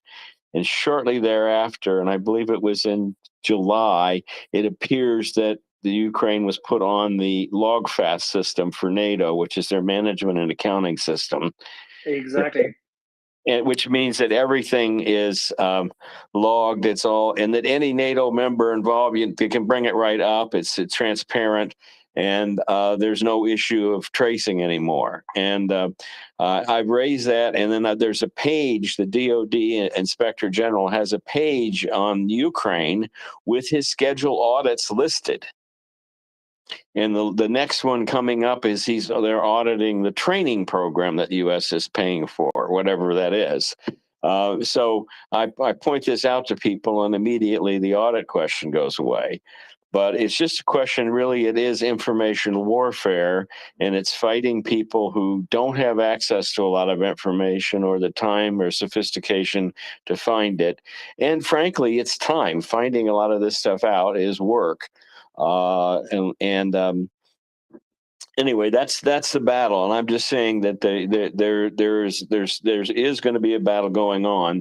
The issue will be, and I heard this from somebody in Congress said the issue will be the size of the majority, and particularly in the House. If they have a very narrow majority, they will need every vote. So some of these more isolationist Republican House members could be problematic. If they have a very significant majority, and the projections now is for an average pickup that would be very significant. That's just the polling projections today. Then it would be less significant. I mean, they could lose 10 or 15 votes of people who were, budget hawks and thought, well, we should spend the money at home and not overseas. And what has the Ukraine ever done for us? And whatever their arguments were. So I'm generally now far more optimistic than I was a few days ago, because all I was doing was seeing these nutty people on Twitter. It's very depressing. Sometimes I would get off the computer and say, geez, I don't know, if I have a political home anymore, if these people are my party. But I think that sanity will prevail. And I think what I've said, and a lot of people that agree with me that are Republicans have said is we have to do a much better job of educating the voters than the administration has done. I think there are lots of Americans listening here, but I haven't seen a very good layout of selling of this to the American public. And some voters, the genocide thing is appalling. And for some of us, that would be compelling. For others, say, well, there was a genocide in Rwanda and we didn't do anything. So if we had to, send equipment or troops every time there was a genocide, so what we've been trying to, I've crafted a series of arguments that General Keane has presented on Fox about why it's in America's interest for this. And to me, it's compelling. To me, this battle and the courage of the Ukrainian people and the support they've been given is changing the balance of the world. And that after this war, the Ukraine and European NATO allies will be able to contain Russia, and Britain and the United States and other countries with more far-reaching global involvement will be able to focus on containing China, and it'll be a huge, huge deal. Maybe we can pull out of Germany and move some of the troops to Poland, which I advocated on Polish TV here after Trump's speech. And in fact, one of the Republicans on the House Armed Services Committee had suggested the same thing, and that we set up a permanent brigade in Poland like we had in Berlin. Randy? Yeah, but that's irrelevant, strategically irrelevant. It's the wrong location, and you don't need it. You have the Fifth Corps. And if the United States ever leaves its presence in Germany, you will therefore spirit disaster into Central Europe. Yeah. Anyway, just in the idea of the importance of the region, I didn't want to go into the exact logistics, but I was just saying there is a hard core in the Republican Party that wants to defend Europe and that believes in it and that believes in aid to the Ukraine, and if anything is a little more adamant about it than the current administration. And those will be the guys that will have the committee chairs. So that includes, by the way, in the Lindsey Graham, Cornyn. Yeah, well, Inhofen will be the most important because it'll be his committee. And what some of us are trying to push is that they have an early hearing, and then it be an educational hearing, and they get some good witnesses in there, and they get on TV, and they get on the internet, and they get some coverage about the reasons why we have to win in the Ukraine, why the Ukrainians have to win, and why we have to help them. And then we just go back to the assumptions and just lay it out. Much like the U.S. did before the first Gulf War, although with the second Gulf War, although it turned out to be some bad intel. But I mean, the idea was there were hearings and everybody knew what was going on. And this could be bipartisan, by the way. Of course, it has to be. If it's in Congress, you have both sides going up there. And since the Democrats have been almost generally on board with all this, I can't see them changing their mind, So it could be we could have a bipartisan, much stronger bipartisan foreign policy, which used to be the norm after the Second World War. We tried to say that politics ended at the border and that everything overseas, we tried to speak with one voice. But that may be happening. I'm more encouraged now than I have been in recent days. So I would love to have my old America back. Yeah, we'll be there. I'm quoting Reagan to people. He said the way to end the Cold War was to win it.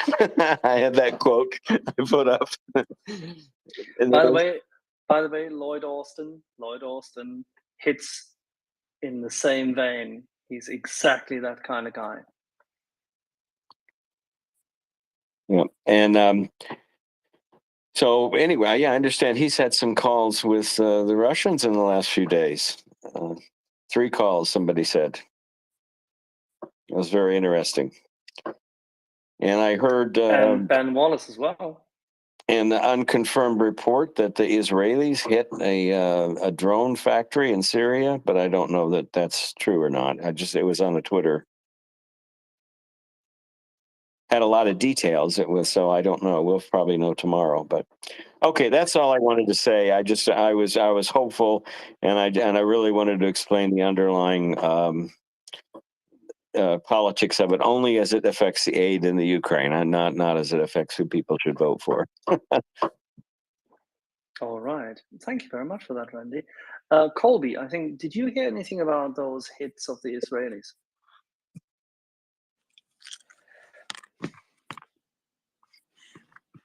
Colby? I'm not sure whether Colby is at the mic at the moment. I apologize. Wendy, Ben, please take it away. Absolutely. Thank you, Randy. Which, by the way, made me think of a few things. Most importantly, that we're pretty, I'm going to put it, passive on the MriyaReport. People need to come to us for us to speak to them. Maybe there would be ways for us to be a bit more proactive of segments that address precisely the sort of things that you, Randy, and anyone who's engaging directly in this sort of person by person argumentation could need. So if you or anyone has any idea in this respect, sound bites that could be helpful, that could be something to think about. That being said, Christopher, please go ahead. Oh, good evening, Ben. I'm glad that you had some time away. I was actually coming up to ask about the alleged attack on the town of Dimas by Israelis. They had hit. I know that they had hit this place again, I guess back in July, and the reports I'm seeing are coming from Iranian media and other places. So I was just wondering if anybody could do a confirmation on that. I'm not familiar with Iranian media so much, but that was it. Slava Ukraini, repeat and retweet the space. And as Ron Popeil says, if you put your donation to Maria Aid on a monthly basis, reoccurring, you can set it and forget it. Thanks, guys. Sorry, Christopher, I'd lost audio for a quarter of a second, and I didn't get your question on the Iranian media. When did you get it, or? I saw something in yeah, according to the SOHR, SOR media, the Israeli forces attacked the airport in the town of Dimas, which was supposedly like a gathering point for Iranian military drones assembly and sort of storage. And apparently Hamas had been trying to dig some bunkers in and around the airport to hide the munitions. But that's all I had from that source. Oh, okay. I didn't get the details. The information that a attack was conducted against some Iranian nationals related to the use of the drones has been circulated, but of course extremely difficult to ascertain. So whether the attack did take place, the question. Who did it is another question. Did the Israeli do it? It's yet another question. Who these Iranian nationals were? Were they Hezbollah, as you said? Were they Guardians of the Revolution? Were they army? There's a lot of questions. No, I have not yeah, there seen. is a lot. Yep, yeah, there is a lot of questions. I agree. Yeah. So I think this is we're gonna have to push it to one of those cases where we'll know everything, probably, maybe not even everything, but we'll know some things by the end of the war. Hopefully before, but before that, if it's true, we can only celebrate the people who did it, and if it's not, we can only wish that it will become true very soon, very quickly. I agree. Slava Ukraini, everybody. I'm going to drop the listing. Thank you so much. Heroim Slava. Heroim Slava. Slava Nissi. Smet Vrohem. Abdullah. floor is yours. Hello, friends. Welcome back, Ben.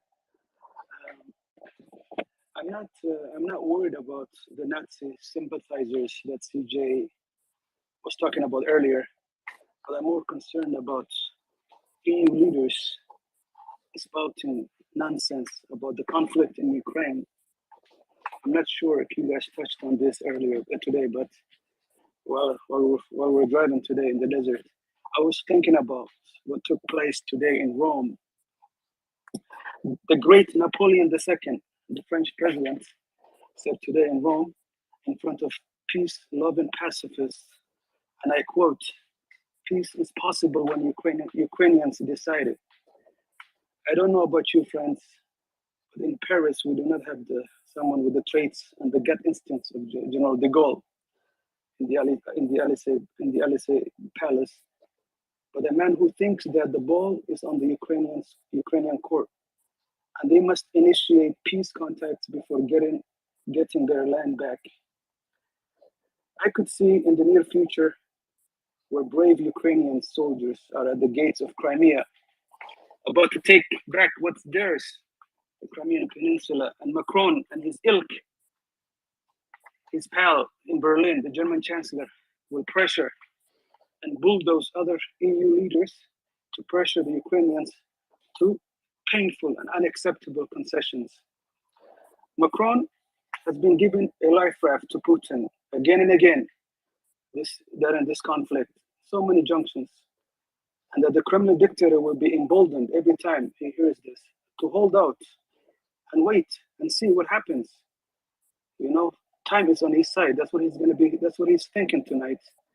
In the EU, the famous words are ringing in Paris of Churchill when he said, "Peace in our times."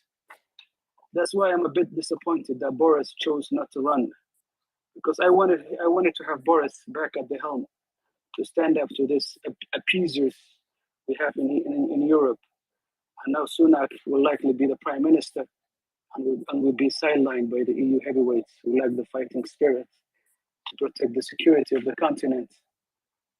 I'm sorry to say this, and I'm sounding defeatist, but we must brace ourselves for a massive letdown from the EU. On the bright side, I'm sure our friends in Ukraine will never give up, and their fighting spirit of our hero Churchill, who's to never give up and to never give in. They deserve our unequivocal support, and I hope the EU will come to their senses, and Macron and Scholz will provide the weapons needed to free the leopards and to get rid of Putin from Ukraine. And that's my rant. Glory to Ukraine and to its heroes. Thank you. Can I insert one thing, Abdullah? At the moment, the signs are good after seemingly another conversation was started earlier on Sunday afternoon, or may have been later, we do not know exactly, but during Sunday afternoon British time, it seems that the Secretary of Defense of the United States of America, the leading light and supporter of Ukraine, has spoken to the current Minister of Defense of the United Kingdom. I think they will have agreed that it's worthwhile fighting on. I'll take that as a good sign.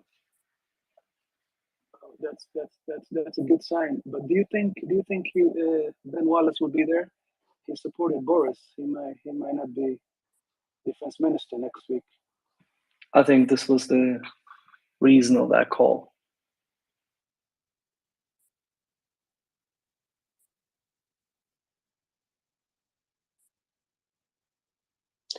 Thanks for your question, Abdullah. Eternal vigilance is the price of liberty, and that is why we're all here, to be vigilant about the disinformation that comes out from one particular side in this war, that of the aggressor, and to remind our elected officials who represent us of the values that we hold dear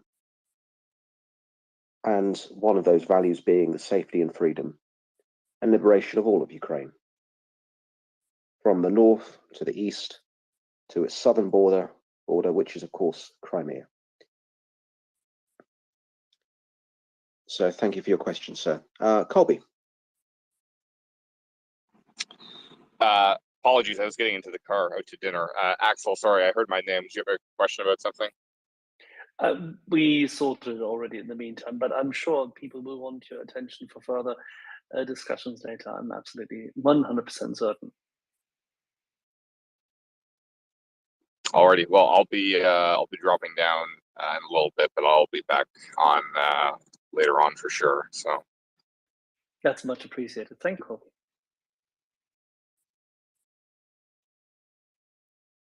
All right, Michael.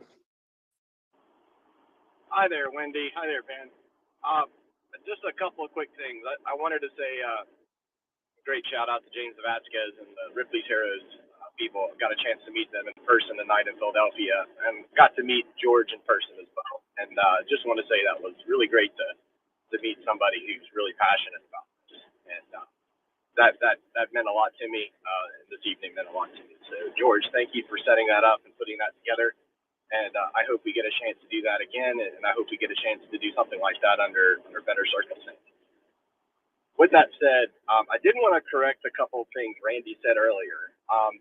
So there's a couple of things I took issue with, and I just wanted to raise. And so there are going to be three things. So first off, sophistication has nothing to do with whether or not you know right from wrong. Okay, I've met people that are incredibly sophisticated, that are very duplicitous and don't know right from wrong.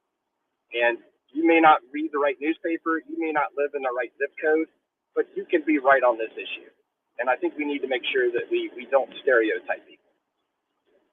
Secondly, when it comes to the medium and long-term funding of Ukraine, there's going to be a lame duck session. It's going to be this existing Congress. It's going to happen after the election. It's the grown-up session. They're going to pass a CR. They're going to pass other things. They're going to go into this. It's not going to go through regular order. It's not going to have anything to do with Jim Inhofe. By the way, Jim Inhofe is not going to be in Congress. He's retiring. So this is just going to be a regular CR, and it's going to be a quickie session sometime at the end of November, December. Last thing, it's not going to have anything to do with the size of the Republican majority when it comes to Ukraine. You can have good majorities on both sides. The Republican caucus traditionally has a rule that was set out by Denny Hastert back in the 90s. If the majority of the Republican caucus, if they're in a majority, believe is in support of something, they'll put it forward. They may not have a majority of the vote, but they will in fact go ahead and put it forward. So that's just what I wanted to say, is that you're going to have Democrat votes. It's not going to matter. You're not going to have to worry and pander to Marjorie Taylor Greene for this. There is regular order. There's strong bipartisan support on either side. It has nothing to do with the size of the majority of the Republican Party. It has nothing to do with whether or not Jim Inhofe is going to be in charge of the committee. Thank you. Thank you, Michael. I agree with that. Thanks. Those are good points. Okay, fantastic. I think there's a couple more people who would like to address this question, but since Michael, you mentioned George, wonderful initiative, I think we should go straight to this. George, welcome on board. Sure. Hey, you guys. Well, yeah, thank you. I just got shout out to ripley'sheroes.org and Lieutenant Colonel Rip Rawlings and James. It was nice. It was very informative on they really dove into the issues certain organizations have in Ukraine, and some of the hurdles that our own laws have here in getting certain critical equipment to Ukraine, and they were discussing how they're working with Congress to get some of those laws changed. That was really informative, and we're going to be setting up this little auction for these fleeces that we have that Lieutenant Colonel Lieutenant Colonel Rawlings left behind that we're gonna, so we can auction off. I'll be setting that up this week. They're U.S. Army type fleeces that they've been shipping to Ukraine, and we're gonna do a little mini fundraiser online here on Twitter. So I'll be sending out some details on that. And whoever bids the most, there'll be a starting bid. Whoever bids the most, they'll have a Ukraine patch, and whoever wins the bid, has the highest bid for each fleece, will get a Ripley's Heroes patch from Ripley's Heroes that we'll be sending out to them. So thanks once again for everybody who showed up. Thanks for helping promote it, and thanks to Michael on here for his donation to help sponsor the event, and I appreciate everything you guys are doing on here. Fantastic, George. Thanks a lot. Drive safely. I won't annoy you more until you're in a more amenable position to speak to us. Yes, thank you. Fantastic. All right. So back to a few replies to Randy. I assume, please guys, keep it civil, keep it nice, and if you can keep it short, that'd be even more perfect. But do tell your mind. Armadillo fella, please go ahead. Thank you. And are you guys able to hear me loud and clear? Not especially loud, but clear enough, yes. Okay, I'll try to speak up a little bit more. Yeah, I really appreciated what Randy had to say. I did notice, you know, there is significant bipartisan support. I seem to notice that. So I'm pretty, you know, I feel pretty good as we go into the election cycle. I mean, I'm really not a big fan of the far right or the far left. Personally, I'm more of a middle of the road guy. Maybe more in line with you know, the ideals of America from some time ago. I also hope to see more of a return in that way on foreign policy. I think we've made a few steps in the right direction, but you know, there's room to grow. One of the thoughts that occurred to me as Randy was speaking about the misinformation that's out there and so forth, and as the website is coming up, that you guys are getting a website, I'm wondering if there's a possibility that you guys could do something like Snopes, if you will. You know, here's what you've heard, fact or fiction, and just, you know, get the truth out on it and quote the sources. That might be a handy tool for those of us who are trying to, you know, get the word out on what the truth really is on a variety of topics. So just an idea. Don't know if you guys have thought about that or explored it or not, but that's what's on my mind. And it's a very good point. Slava. It's a very good point. I like it a lot. We're planning a lot of things at the moment. Perfection is the enemy of the good. So we're going to go out with what we got, but I'll take that point and we'll have a little think about it. And that's really all I had. I'll probably drop back down. Just in the middle of bopping around doing some shopping and chores, and had to listen in while I was in Sam's Club, and then I got in the car and wanted to share my idea. So I'll drop back down to listening. Thank you. Thanks a lot. Yep. Once in a while, people need a bullet, and if the MriyaReport can be that bullet, we're happy to provide. James, your hand is up.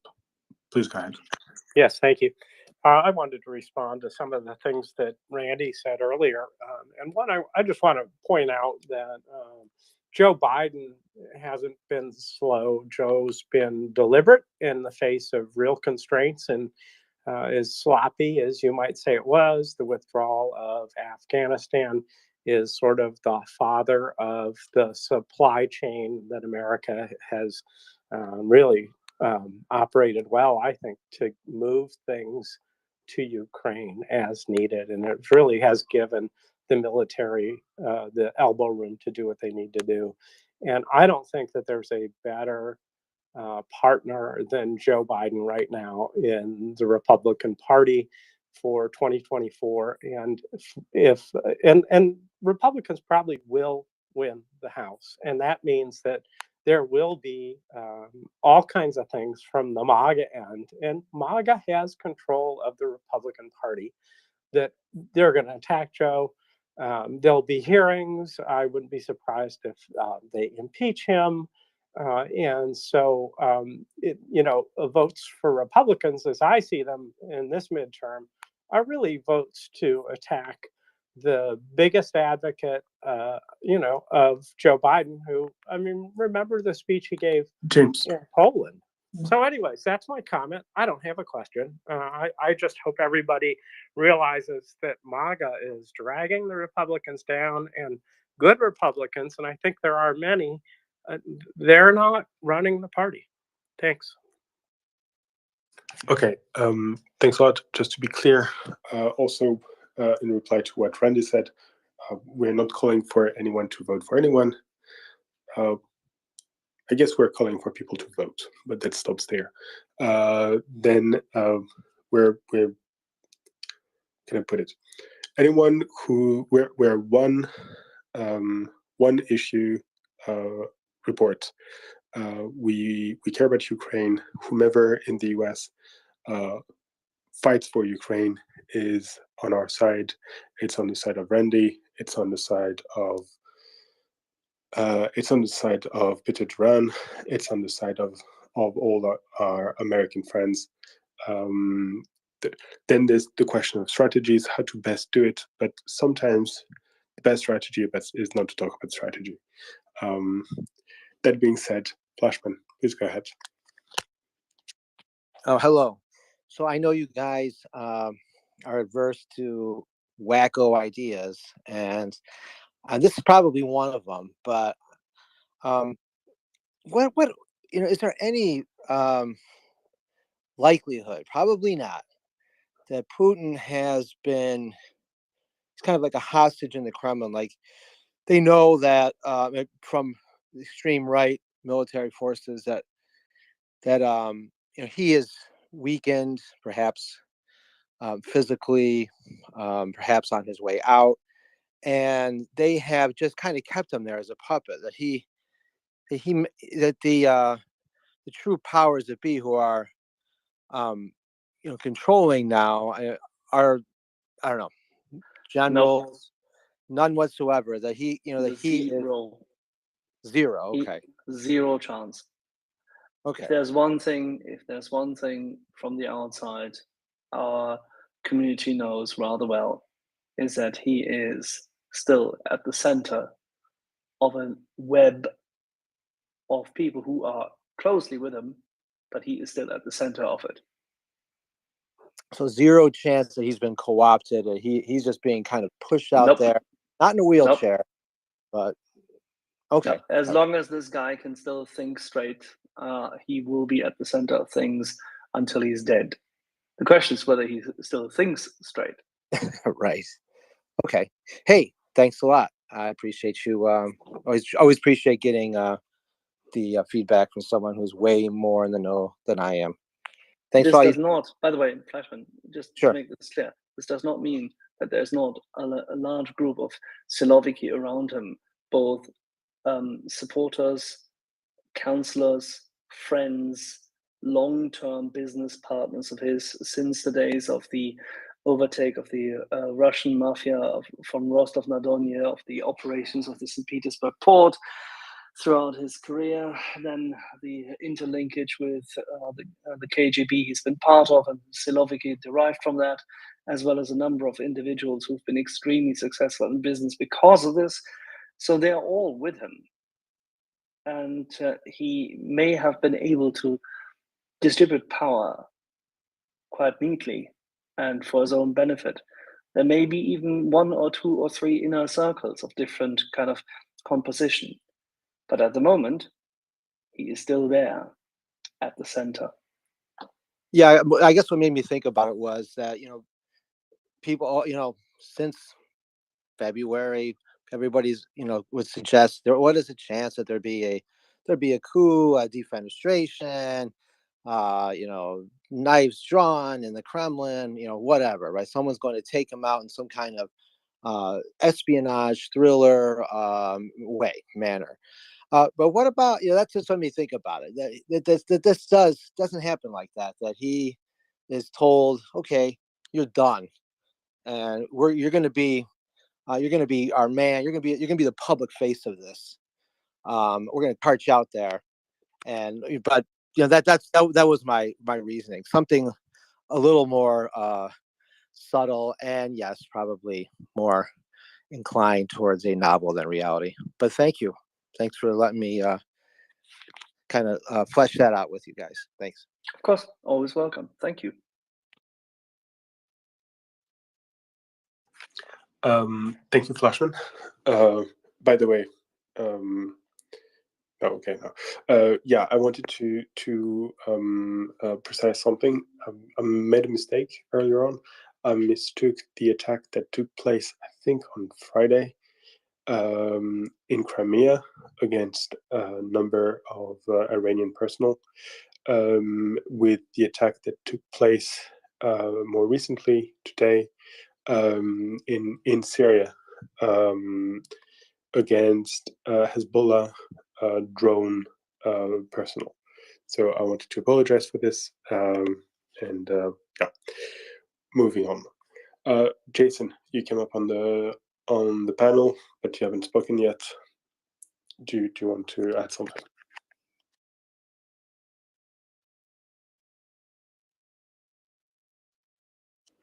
Oh, okay. No, Jason.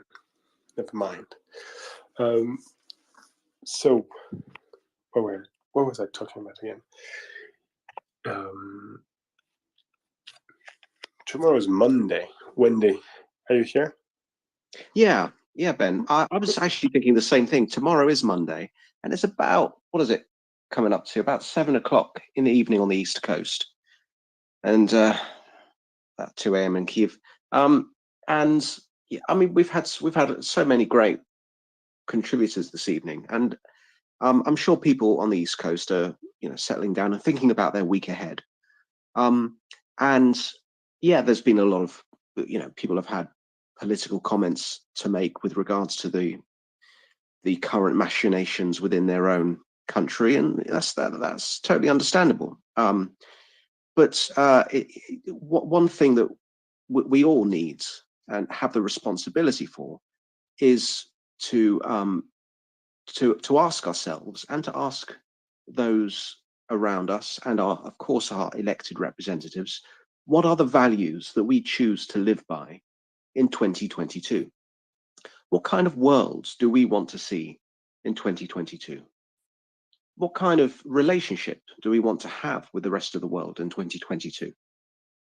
Do we want a country to be genocided, occupied by a country like the Muscovali Empire that for years has sought consistent expansion, consistent occupation and tyranny of the places where it goes to?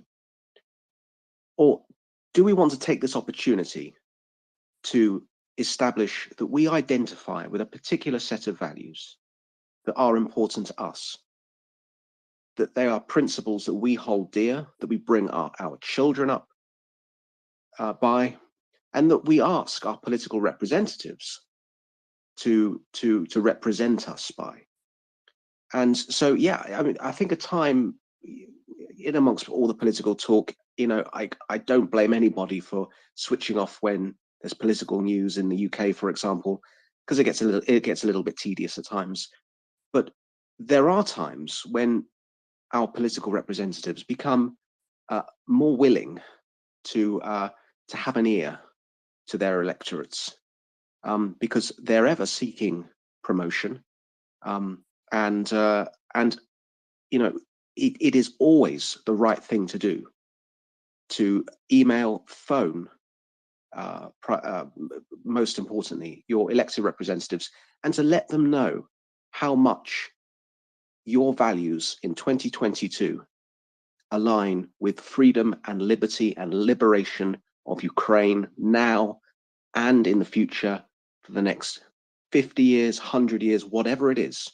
This invasion of Ukraine by an empire which has consistently sought to invade and occupy, terrorize the countries that border it. This moment is extremely significant in history and in our lifetimes.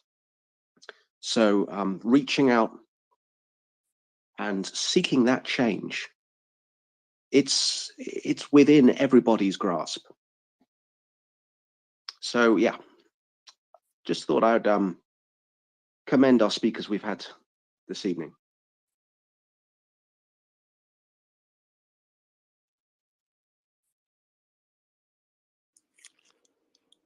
All right. Daryl is here. Daryl, I made a comment earlier in somebody else's DMs. Can you hear me first? No, Daryl cannot hear us. Daryl is in limbo.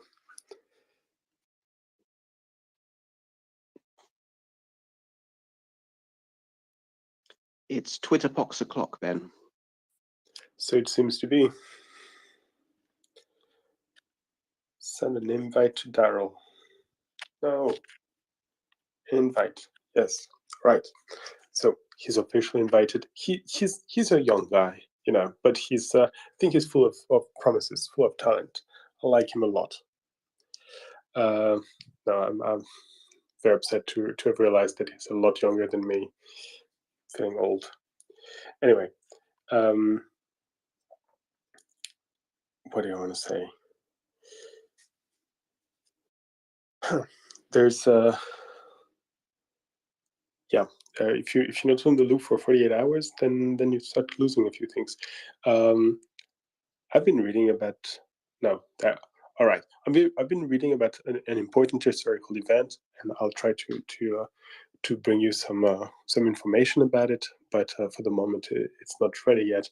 But let's put it this way: the Russians will look like absolute a-holes and complete monsters, while the Westerners will look like limp idiots. If it reminds you of anything, you're always welcome to contribute. But here is Daryl back, kicking and handsome as ever. Daryl, please go ahead. Hello, my brother. How are you? Much better now that you're here. I know. Twitterpox got me. You know, it happens. Looks like you cleared the floor. Man, what the heck? No hands? You answered all the questions, Ben. I guess my job is done, right? Hey, so it seems to be. Good night, Daryl. Actually, somebody proposed to ask Vlad to blink if he was being kidnapped. So, you know, there's interesting options flying. Sorry, Flashman. It's an unfair comment. But Daryl, did you have something to say, or can I ask you a question? Go ahead. Ask away. Ask away. All right. As you know, I am worse than an absolute ignorant when it comes to military affairs. But I've been told that you knew a bit about tanks and fixing tanks, etc. And I was wondering, and also that in practice, the main, I don't want to say obstacle, difficulty when it comes to sending technical, I'm talking about political stuff, I'm talking about technical. The main difficulty when it comes to sending tanks to Ukraine, Western modern battle tank to Ukraine, is not so much the sending the tank itself, it's the logistics, the spare parts, the guys who know how to fix it, etc., etc. And I was wondering to what extent are they necessary? Because in practice, if I understood it correctly, the point is to break the front line once. And surely if you have 100 tanks, they won't take more than 3 days to break the front lines, even if they're all they're all broken down. I'm not saying destroyed. I'm saying their engine won't start anymore. After 3 days, it doesn't really matter as long as they've broken the front lines. So I know I'm saying something stupid, but I don't know why it is stupid. Can you help me? What you are saying, Ben, is not stupid at all. It is not stupid at all because I understood what you were saying the other day. Let me get somewhere where I can talk without the. With, I got a little noise in the background. Give me 2 seconds.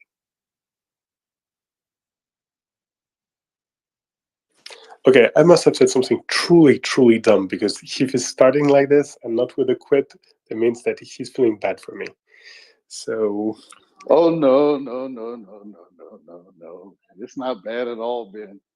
I was privy to that little conversation you had the other day, and I thought it was absolutely wonderful. So, and I know where you're going with this. Yes, if we were looking at a traditional supply and a supply and maintenance program, yes, it would be a problem. However, in your little thought process that you did, I thought it would be brilliant